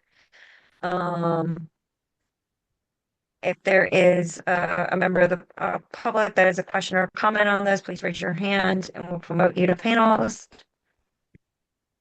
Okay, I don't see any further questions or comments from members of the public. I don't see any further questions or comments from colleagues. We'll go ahead and call the question by division of the House, starting in numerical order. Commissioner Gifford votes yes. Chair Patel is a yes. Palmer's a yes. Jones, a yes. Yes. Yes. Okay, Arlington Mylar passes with unanimous consent. That finishes this section. The next section up is matters before the zoning commission. This is around 2100 Pennsylvania Avenue. And this is actually Commissioner Malik's issue. If there is anyone here to present for this, please raise your hand. We'll promote you to panelist. Yeah, we have Sean Sullivan here from Boston Properties. Okay. And Sean, as soon as you get onboarded, I'm going to turn the floor over to you for your presentation. Take it away. Great. Thank you, everyone. Can you hear me? We can hear and see you. Thank you. Great. Fantastic. I'm joined tonight by Dave Abitwell from Gilston Stores. So we're going to kind of tag team this, but appreciate the opportunity to come before the ANC. It's been a little while, but it's good to see everyone. We're here tonight to discuss a proposed amendment to the 2100 Pennsylvania Avenue PUD. Dave, would you mind bringing up the presentation? Sure.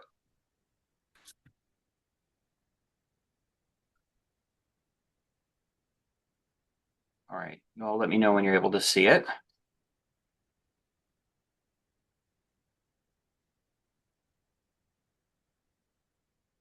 Great. All good? Yeah, we can see it now. Great. As I said, we're here to discuss 2100 Pennsylvania Avenue. Just for a little context, the building's been complete now for almost 3 years, a little over 3 years. We're at like 95% occupancy.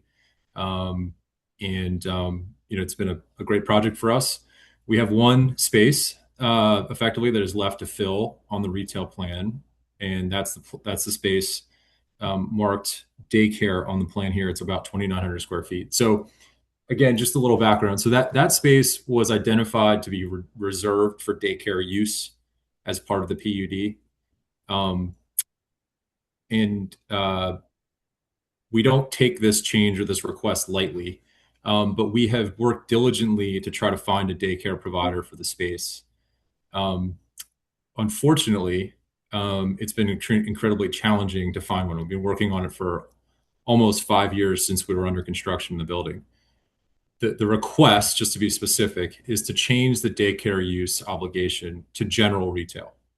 So not office, but general retail. It's on the string of Pennsylvania Avenue where we have a couple of restaurants, or at least a future restaurant, which is in the gray area on the site plan.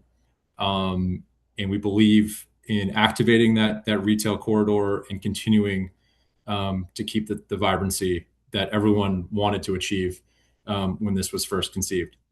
So again, we don't take this request lightly, but we wanted to just sort of walk through our efforts to date and describe some of the challenges that we've experienced in the post-COVID sort of daycare landscape. If you wouldn't mind, Dave, switching.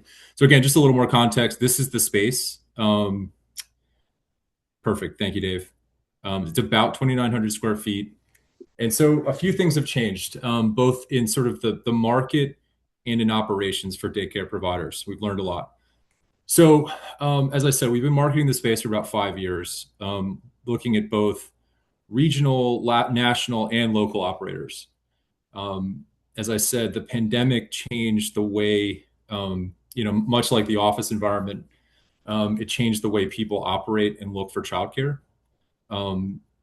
People are coming downtown less, and it sort of altered the demand dynamics. I think I would argue that demand for downtown daycare has gone down, and some of that has switched to residential in the suburbs. The providers themselves are looking for larger spaces. They get more economies of scale by having larger spaces, and in a lot of cases are looking for an outdoor play area to accompany that. In addition, and again, trying to get those economies of scale is a challenge, in part because of the operating costs that have changed in terms of the labor and staffing laws. So again, all of this has sort of changed the way that the daycare environment is operated. I think a lot of us are probably accustomed to seeing, some of these smaller spaces, particularly in an office building of this size, that, would serve, again, a law firm, or in some cases, the law firms would actually subsidize or take over these daycare providers. And that is fundamentally just not happening as much as it used to pre-pandemic. Dave, you could switch to the next one. So this is just a snapshot of some of the groups that we've talked to, and I can go one by one, but I think the theme is pretty consistent. As you can see in sort of the square footage targets, they're all sort of above 8,000 square feet. And in a lot of cases, almost double that. We did try to identify some local operators. We were very close to identifying one, and they were waiting on a local grant to help them get started. The space would have worked for them, but unfortunately that fell through. But that was kind of an outlier. A lot of the users were really looking for that larger space. And again, some of these folks were kind of shifting their plans altogether.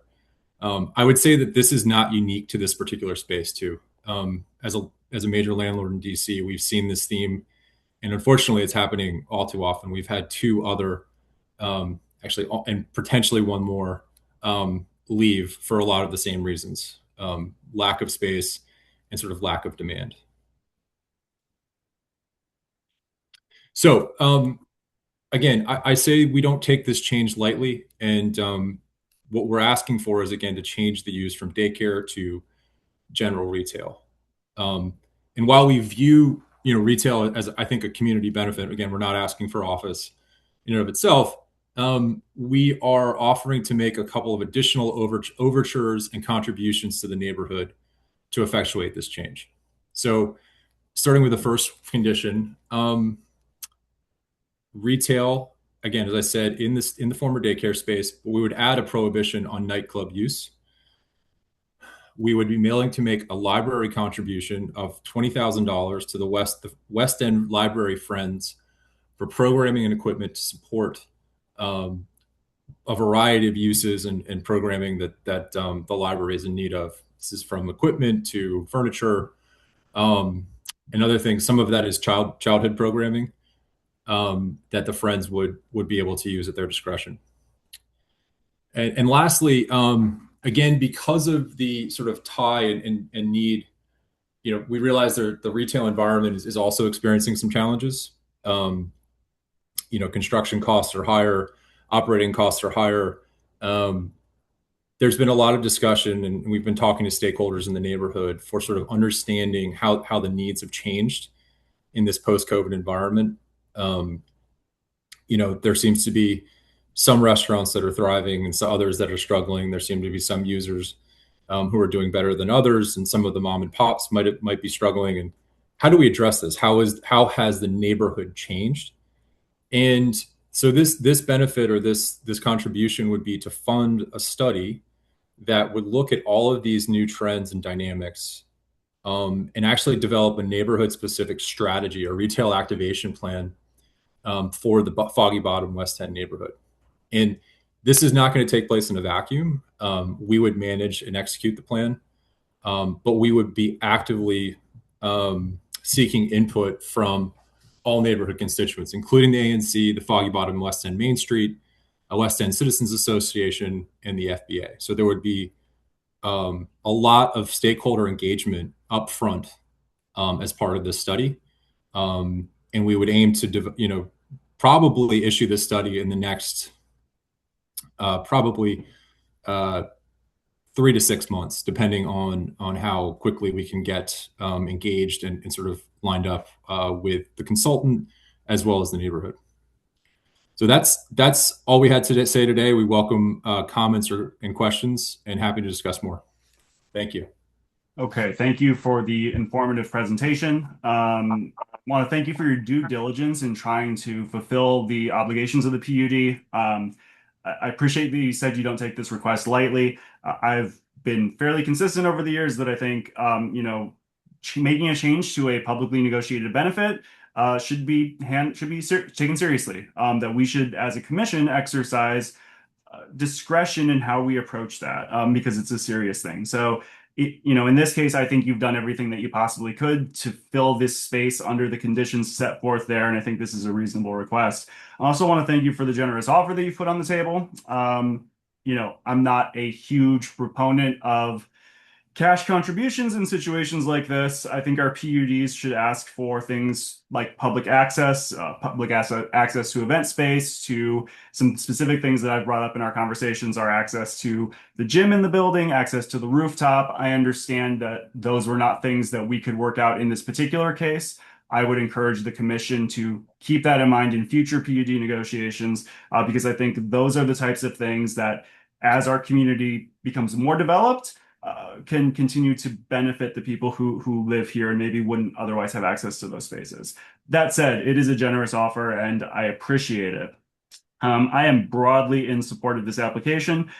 There have been some questions about who would be designated as the lead on the retail study. And I believe we have Ben from Foggy Bottom West End Main Street in attendance tonight. I'd like to turn the floor over to Ben to introduce himself, talk a little bit about what the Main Street does, and possibly address that question of who should be designated the lead on that study, and what sort of the practical impacts of that study might be for our community. So Ben, if you're here, I would like to have you be promoted to presenter and hear what you have to say about that.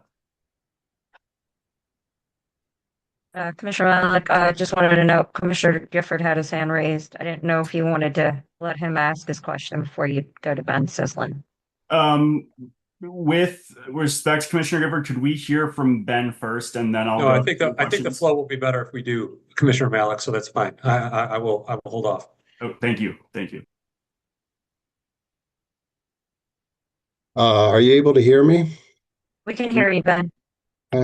For some reason, my camera doesn't want a camera right now, but that's okay.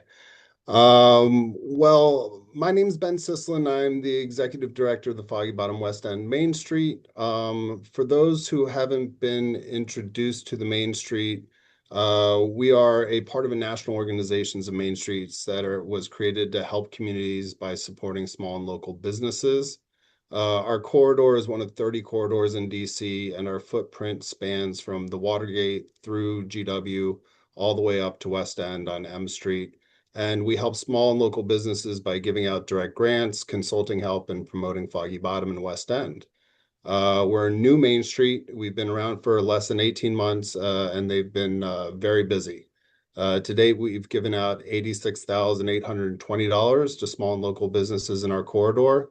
They include a remodel for Duke's in Western Market, a spinning barber pole at Puglisi's Barbershop, fixing refrigerators at District Champaign, a new bathroom for Charm Thai, and a bunch of other projects. In addition to the grants, we have events. We've had a welcoming ceremony at Watergate Retail, 2 Foggy Bottom book crawls, and a donor dinner at 60 Vines. We also have Art All Night coming up this September, which GW is partnering with us to find a location to host it for the community. The third prong of our work and why we're here today is to we work with landlords and property managers to fill vacant retail spaces. And first, I want to speak to sort of our strong approval of the request to lift the zoning restrictions. Zoning restrictions limit the available retail tenants that can fill this location. Any zoning restriction that makes it more difficult for the landlord to fill the retail space means that our space remains empty longer, and that does not help the community. Any sort of delay or hearing will just add on weeks to months to that process, and vacant retail spaces don't help anyone. So we're in strong support of the removal of the zoning restrictions. But I have one request. That second community benefit about the survey, and Jim or Commissioner Malik, you brought up beforehand that there was discussion about the Main Street leading it. It makes sense for the Main Street to be funded for the project and leading the project for a number of different community standpoint reasons. The first is our board and I have decades of retail ownership and management in Foggy Bottom. Our organization has dedicated its existence to improving this neighborhood. We are retail experts here in Foggy Bottom. Second, having the Main Street lead the survey will ensure that small and local businesses will have a seat at the table. Small and local businesses just simply are sustainable. They keep local dollars in Foggy Bottom as opposed to national retailers where the dollars fly out of our community. Those recycled dollars in our community will strengthen our economic ecosystem. It's really important that someone stands up for the small and local businesses. And last, we should lead the survey because we have an obligation to lead in a responsible manner. That's according to our mission. That mission is to support Foggy Bottom and West End, and directing the money through our organization will ensure that the survey is conducted in a responsible way.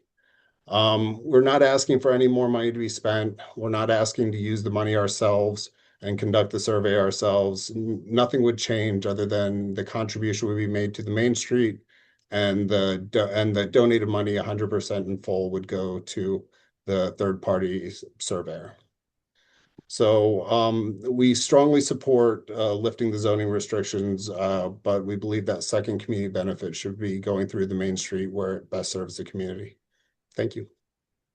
Thank you very much, Ben. I think that was very helpful. Before I turn this over to my colleagues, I just wanted to also add a note that we have been having conversations about this application for a significant period of time.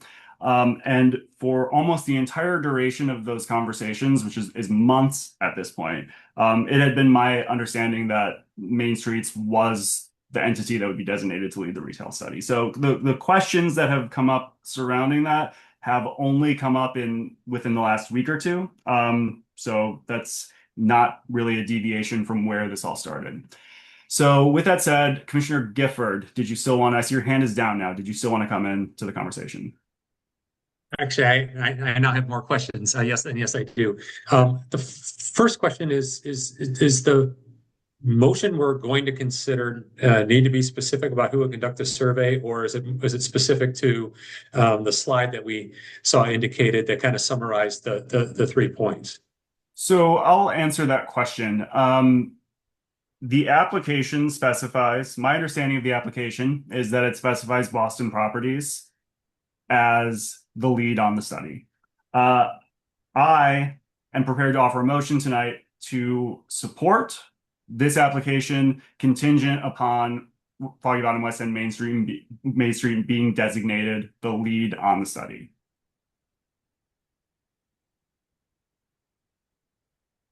Okay. Are there any intentions to the contrary from BXP? So we filed the application a couple of days ago, and the specific language in the application and our proposal on the conditions was for Boston Properties to manage the study, I think primarily so that we could fulfill and be able to fulfill and implement it, so that we're able to demonstrate that it's been done. And secondarily, I mean, just to be candid, this suite of sort of benefits was after an extensive, as Commissioner Malik noted, many months of back and forth with multiple stakeholders within the neighborhood and trying to arrive at a compromise that everyone could be okay with. And so this was part of what we've agreed to. I think that's what we've submitted to the Zoning Commission, and that's what we're prepared to go with. I think the ANC, of course, can certainly put its own views on the table for the commission to consider, and we can see where the Zoning Commission ends up on it. But we feel, and Sean, you stop me if I'm saying anything that's out of turn, we feel like we came to a compromise that represented everything we were hearing from the various stakeholders, and that's what we submitted to the zoning commission. And one important piece of that was that it would be Boston Properties that would be in charge of sort of contracting with the consultant and managing the study. It's not to say that the Main Street wouldn't play a role in it, and an important role in it. I mean, I think, and I should say, in addition to these discussions being with the ANC, WECA, and FBA, Main Street's been part of that as well. And they've been discussions with everyone in different configurations at different times. So they're an really important part of this, but what we put on the table was that Boston Properties would be the one who does it, and that's where we are. We're not trying to exclude anyone. Let me just be clear. We're not trying to exclude any stakeholders, anyone present here or otherwise. I think that the study stands to benefit everyone, including us. We're a major landlord in the neighborhood with 3 major properties. And so, again, this is our request. I understand the sort of the ask. And if the commission wants to vote with a recommendation as such, that's its prerogative. Okay, so my understanding is, just to clarify, my first question is that it sounds like the resolution that will be voted on is different from what was on the slide earlier in the presentation. Correct? To the degree of the management of the study. So let me take a stab at it, Commissioner Malik. What we submitted to the application specified that Boston Properties would contract for and manage the study. The slide just sort of generally summarized the proffer. Yes.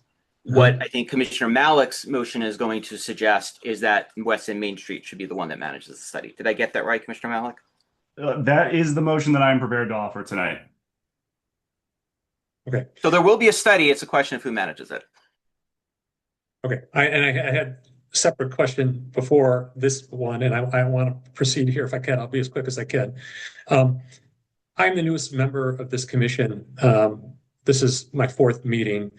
I sit here in this meeting and I hear the description of the situation and the problem that occurred and the solution that's offered. And I say, yeah, that's reasonable. That makes sense. Last month, I was at a meeting, again, connected with GW, where a situation was outlined and a PUD change was brought forward, and it made sense on its face, and we support it. But in 2 out of 4 meetings where there's PUDs that are needing to be modified by GW, help me here. Is there a broader pattern or trend here that this ANC should be aware of? Is this an aberration that we've had 2 of these in a row, or is there some problem with GW's ability to kind of meet its PUD commitments? No, I think, to reduce it to something that I know will sound, like you hear it all the time, but the reason's COVID. COVID changed everything. And so the reason why this PUD, a new building that was built, we are changing the specific requirement is because COVID and the after effects of remote work completely upended the dynamic of the office environment and where people work, and therefore where daycares are located. So that's what has led to that specific change in that PUD. We otherwise met the requirements of that PUD. We did actually, and part of it is sometimes you negotiate and you come up with a plan and then things change. In this PUD for 2100 Penn, a couple of years ago, one of the things we committed to was to build a water fountain and spigot in that park over on 26th Street in Foggy Bottom.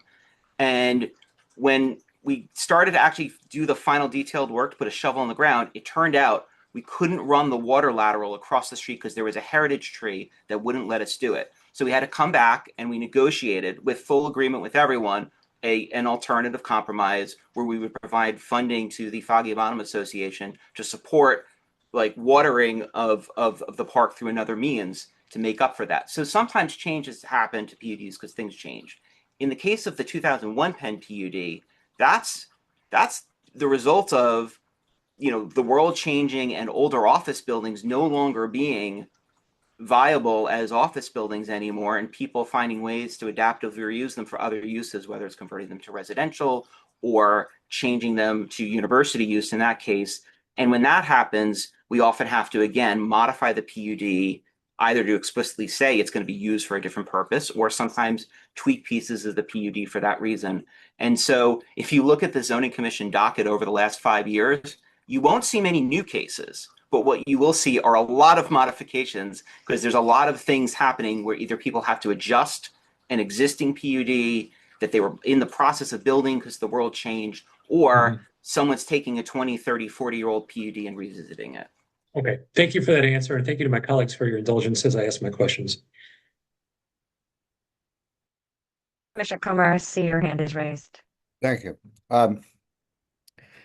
I hear there's a dispute over who's going to manage the study, but to me, and as important a question is, who's going to do the study?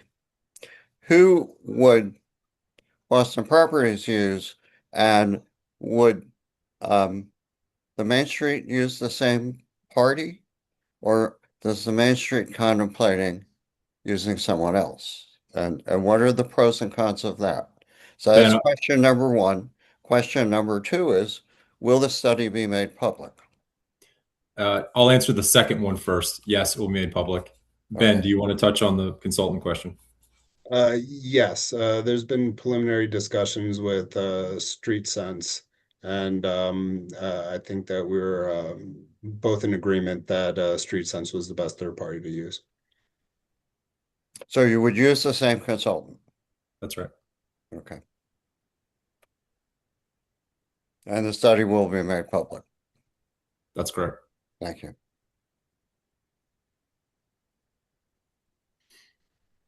Okay, seeing no let me ask another question then. It strikes me then, if you're using the same consultant, what is the core of the dispute? Would you be asking the consultant different questions? No. So I'm trying to understand. Well, Ben, I'll let Ben answer.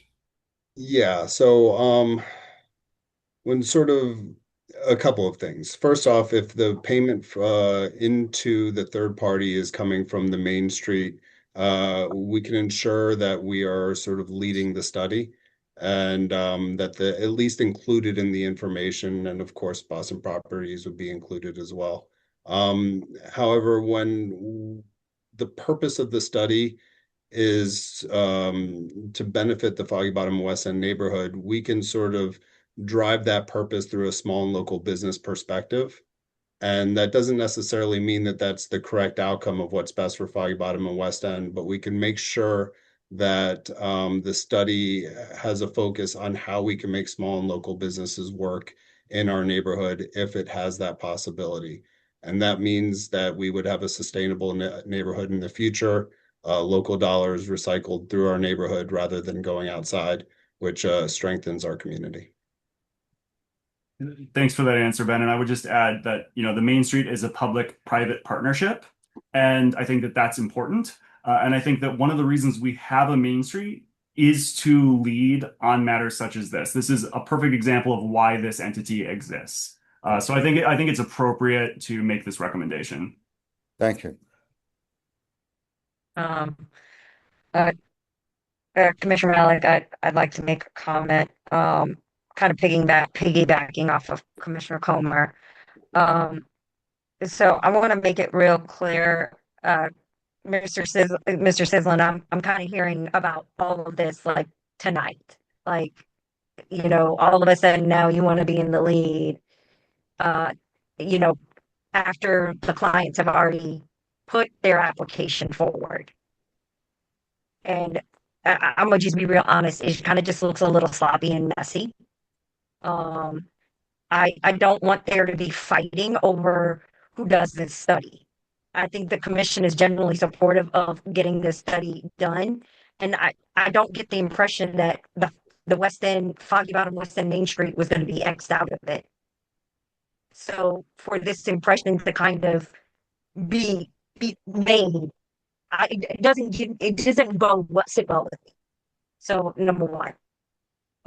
number two, um, like kind of throwing a last minute condition on a stakeholder like this after they've submitted their paperwork. I mean, like there have been long-term discussions around this.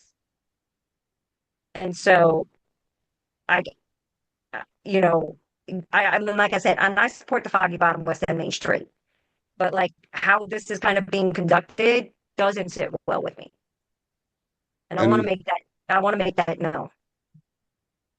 And if I can respond to that real quickly, we were part of those discussions, and as Commissioner Malik mentioned, the change wasn't the last minute change of us trying to introduce ourselves. Our understanding the entire way up until a week ago is that we would be leading the survey. And I believe Commissioner Malik was on some of those phone calls as well. I mean, for what it's worth, I mean, I'm just be candid with you all because I always am. I mean, that's our initial thinking as well. I don't want any of the commissioners to walk away thinking that this was a last minute change on their part. We were discussing it, the retail study originally being done one way. It was then made clear it was important that other parties wanted it to be Boston Properties that managed it. Part of it was simply keeping the retail study as a part of the overall package, which we knew was really important. And so essentially the compromise we struck was, let us keep the retail study in this as a part of the overall package, and we'll agree that Boston Properties would manage it. Look, it's just what it is. We have multiple stakeholders. This PUD had multiple parties, and we have just been trying to find a way to thread a very difficult needle. And that's where we ended up. I hear you. I hear your point about the role of West End Main Street. I think in some of our meetings with Ben, I think he's been really helpful in helping us understand, helping me certainly understand the challenges that retail face in this particular neighborhood. I think his influence and expertise and participation in this study are essential. I also think, I'm not sure it particularly matters who's writing the check and paying StreetSense or whoever's ultimately selected to do it. You heard, we agree on who's going to do it. We're going to agree on the parameters. It's StreetSense that's going to determine what it is. We just want to find a way to present this modification to the Zoning Commission in a way that everyone can be okay with it. I don't need broad, widespread enthusiasm. I just need everyone to be okay with it so that the commission can approve it. We can fill this space. We can provide these benefits for the library and the study, and we can close this thing out. Okay, I appreciate your comments, David. And I think it's just for me, it just wasn't landing well because I want to make sure that the business conducted before ANC 2A is above board. It does not run into any ethical issues. So kind of hearing this like did not land well with me. Like, oh, like we've submitted this application, it said this, and now like that just did not sit well. But I appreciate your explanation. Okay, thank you. Commissioner Malik, I see your hand raised. Probably Yeah, thanks. Thank you. Yeah, I want to echo what Ben said. I mean, we've talked about this for months. At the core of this has always been Foggy Bottom West End Main Street conducting a retail study. The change to them was not the sudden change. The change away from them was the sudden change. And that change occurred after I had made a verbal commitment to put forward this and to support this application. For reasons that, I don't think I'm the best person to speak to. And so my goal here is to restore an agreement that I believed that all of the stakeholders at the table had worked hard on, that I think is a good agreement, and to prevent entities from coming before the commission at the last minute and asking for sudden changes for whatever reasons may be. So yeah, I just reiterate, I think it is appropriate for the Main Street to do this. I think, if anyone wants to speak to how this change came about, I would encourage them to do so. But what I agreed to support was the Main Street leading this. And I've been consistent in that throughout the conversations. So that remains what I am willing to support tonight.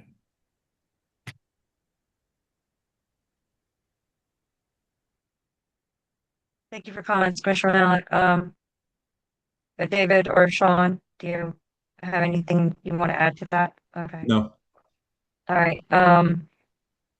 If Commissioner Malik, if you could move the item and it could be seconded, so then I can ask public comments, that would be great. Yeah, I would motion that ANC 2A supports the application contingent upon Foggy Bottom West End Main Street being designated to conduct the retail study. Second. Okay, it's been moved by Commissioner Malik. It's been seconded by Commissioner Dolan. If you are a member of the public and you have any questions or comments, please raise your hand and we'll promote you.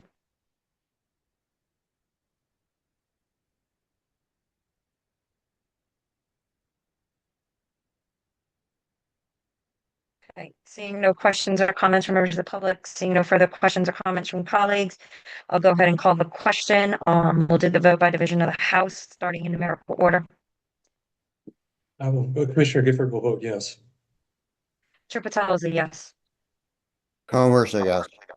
Dolan's a yes. Yes. Yes. Okay, thank you, gentlemen. The motion is passed with unanimous consent, 6-0. Thank you for your All time. right. Appreciate it. Thank you, everyone. Thank you. All right, and next item up on the agenda is matters before the Alcoholic Beverage and Cannabis Administration. This is a establishment that's actually in my SMD. It is Rush Ooze DC. It is a Russian and Uzbekistan cuisine restaurant. It is replacing La Perla. The operator should be here. If he is here, please raise your hand and we'll go ahead and promote you.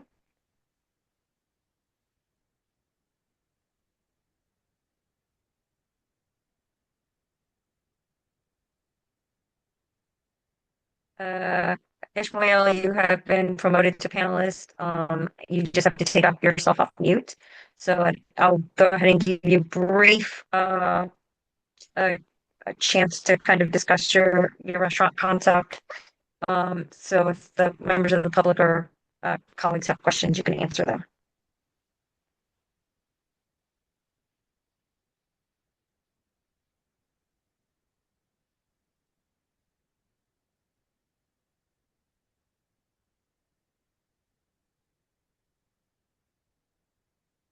Ishmael, you're off mute, but we can't hear you.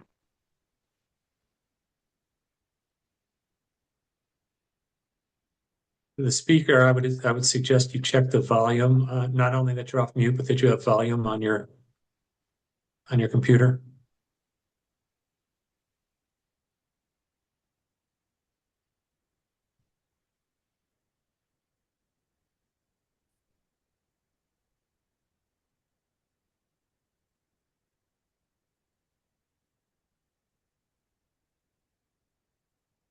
Ishmael, you might have to call into the meeting, which there's a phone number you can call in.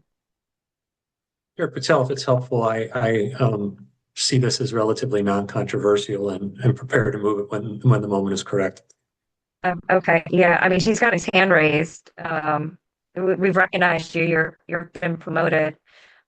He's going to be calling in, he says. But while he calls in, as you said, Mr. Gifford, Commissioner Gifford, it isn't controversial. They've taken over the La Perla space. I have spoken to him in depth, and his operator hours. He intends to close his establishment by 9 p.m. He is also he also had to apply for another license because he's gonna have like a little takeout shop that sells like wine. And so I've reviewed the application. I don't see any controversy around it. In fact, because of the way his hours were set up, there was no need to even do a settlement agreement. Because he abuts the restaurant is on the bottom level of a residential section, which is 2600 Penn. So I believe he's already done his due diligence with the neighbors. I didn't hear from anyone saying that they had issues with his license or application. I might add that this location is immediately adjacent to my SMD, and I concur with what you're saying. If it's helpful, I'll go ahead and maybe move, and we can get a second while we continue to wait for him to call in. Seconded. Hi, I don't know if you guys can hear me. I did call in. It says I'm connected, but it doesn't show if I'm speaking We or. actually hear you now, Ishmael. So, yeah, now that you're on, you can go ahead and talk about the restaurant and the hours of operation you're asking for.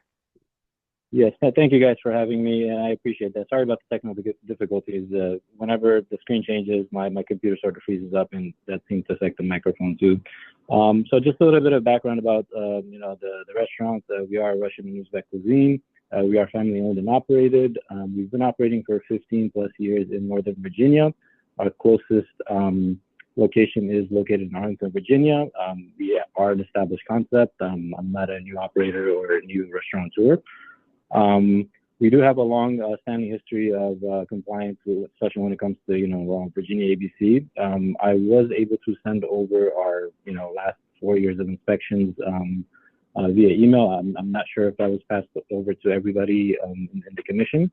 And again, some basic background information of some of the things and recognitions we've received. Our restaurant has received or has been ranked one of the 100 very best restaurants in the Washingtonian. We received those for 3 consecutive years. This was back in 2014, 2015, and 2016. More current recognition would be the top 50 restaurants in Northern Virginia. That was in 2020 and 2021. And recently, as of 2026, we are ranked 23rd in all of Arlington. So we are an established concept. I am an established restaurateur. Our customer base is usually working professionals. We do get a lot of government officials, people from the State Department, people that are visiting, Central Asia, that want to find out about the cuisine in the region. They usually stop by. And then, as Commissioner or Chairperson Patel mentioned, we do have a small shop that's located within the restaurant, and it is mainly sort of to act as sort of like a specialty shop for people who would dine in and then would like to take the experience with them or share it to friends.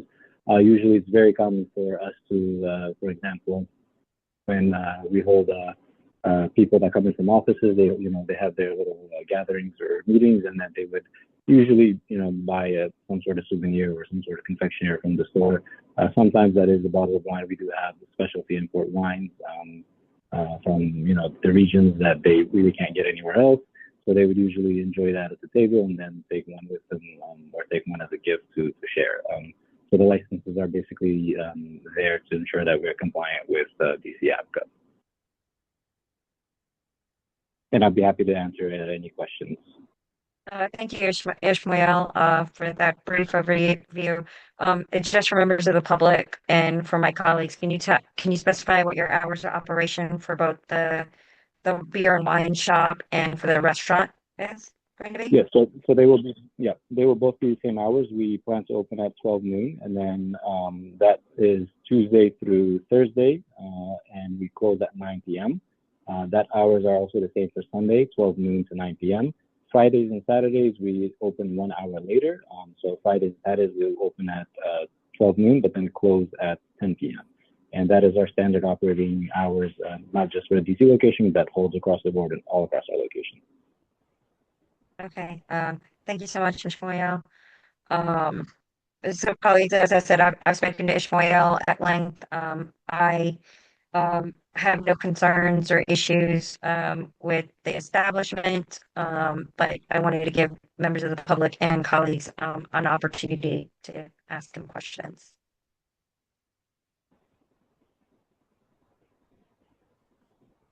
Okay, seeing no questions or comments from colleagues on this. If you're a member of the public and you have a question or comment from Ishmael about his establishment, raise your hand and we'll go ahead and promote you. Okay. Seeing no further questions or comments for Ishmael on this, I'm going to go ahead and do this by division of the House. The matter was moved by Commissioner Gifford. It was seconded by Commissioner Malik.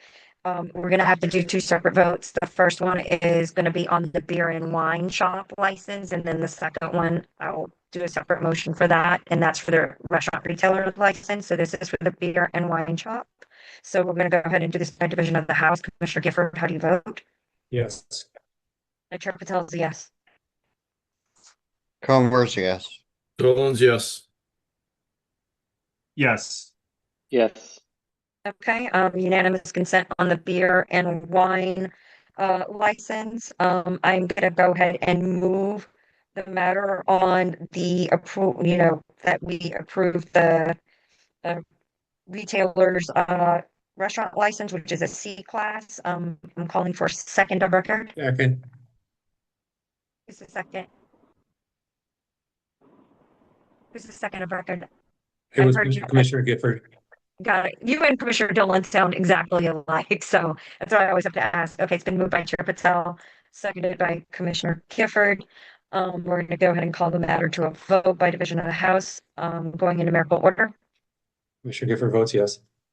Chair Patel's a yes. Comer votes yes. Dolan votes yes. Yes. Yes. Okay, the matter has passed by unanimous consent. Thank you, Ishmael, and believe some of us will be checking out your establishment because I've never had Uzbekistan food.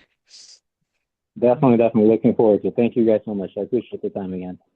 All right, thank you.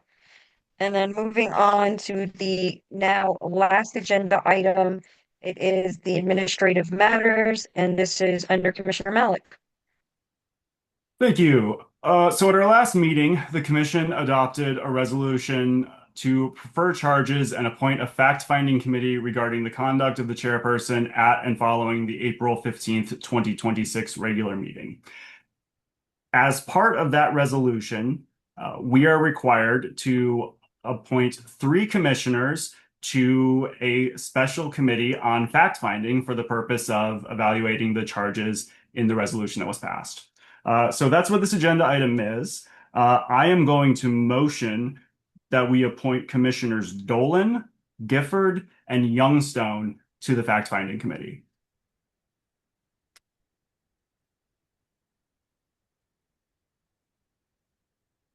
Second.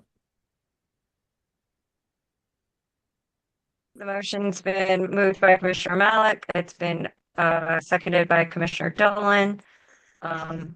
Any questions, Commissioner Youngstone? Yeah, sorry, I'm just not especially interested in participating in this. Noted, Commissioner Youngstone. So we have I appreciate and respect that, Commissioner Youngstone. We have a couple of ways that we can handle that. So first of all, it's an appointment, not a nomination. So if a commissioner was appointed and then chose not to participate, that would be their prerogative. We could also appoint someone other than Commissioner Youngstone, but I would make the argument that in this particular case, I think that it would be beneficial to have him on this task force. I would keep my motion on the table, but obviously we are in debate. So if anyone has other thoughts, please feel free to share them.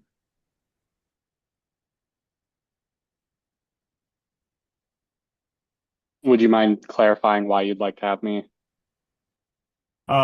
Sure. Yeah, I'll be very candid about it. I think that you have, in the correspondence about these issues, been more sympathetic to some of Commissioner Patel's positions and arguments, and I, want this to be a fair and balanced fact-finding committee. I want to make sure that there's, no bias or no perception of bias. And I think that your voice would be important to include.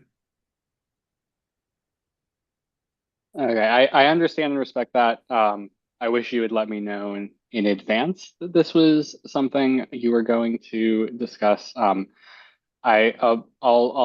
just say, since I started on this commission, though, I've been very frustrated by some of the internal fighting between commissioners, and I'm not especially interested in continuing to participate in sort of inter-commission conflict.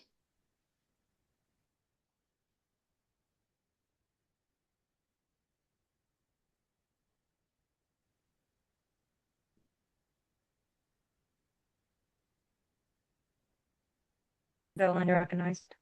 Chair, I'd be interested in your views as to whether you would approve the motion that is suggest that Commissioner Youngstone remain in this group, or whether you prefer a different arrangement. Since this is about you, I think you should weigh in on what your preferences are.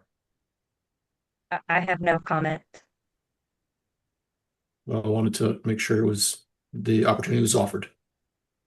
I appreciate it, Commissioner Dolan, but my response will be no comment.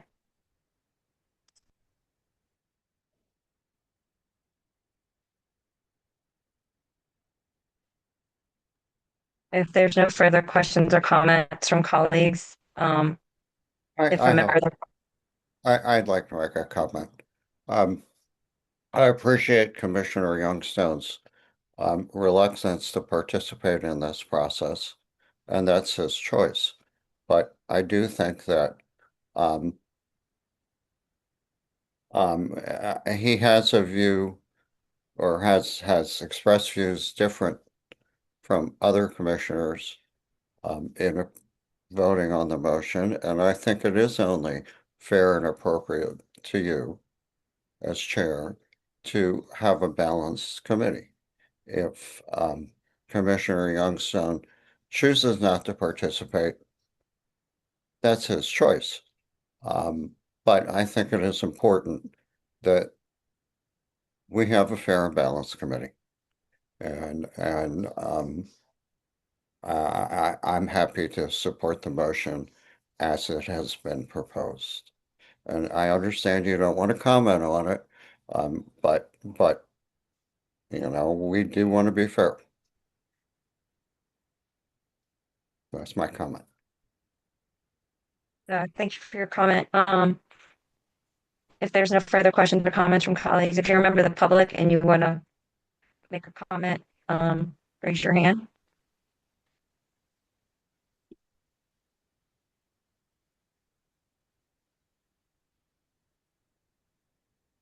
Okay, seeing no further questions or comments from members of the public, seeing no further questions or comments from colleagues about this, the matter has been moved. So unless somebody else wants to say something, I'll go ahead and call the question, and we can do this by division of the House. Commissioner Gifford votes yes. Chair Patel's no. Homer votes yes. Dolan votes yes. Yes. No. Okay, the motion passes. It passes with 4 yeses and 2 nos. Seeing that there is no further business to be conducted, I am motioning that we adjourn this meeting. The time is 9:50 p.m. The next meeting to be held will be Wednesday, September 16th, 2026 at 7 p.m. It will be held virtually. Everyone enjoy the recess, and we will see you in September.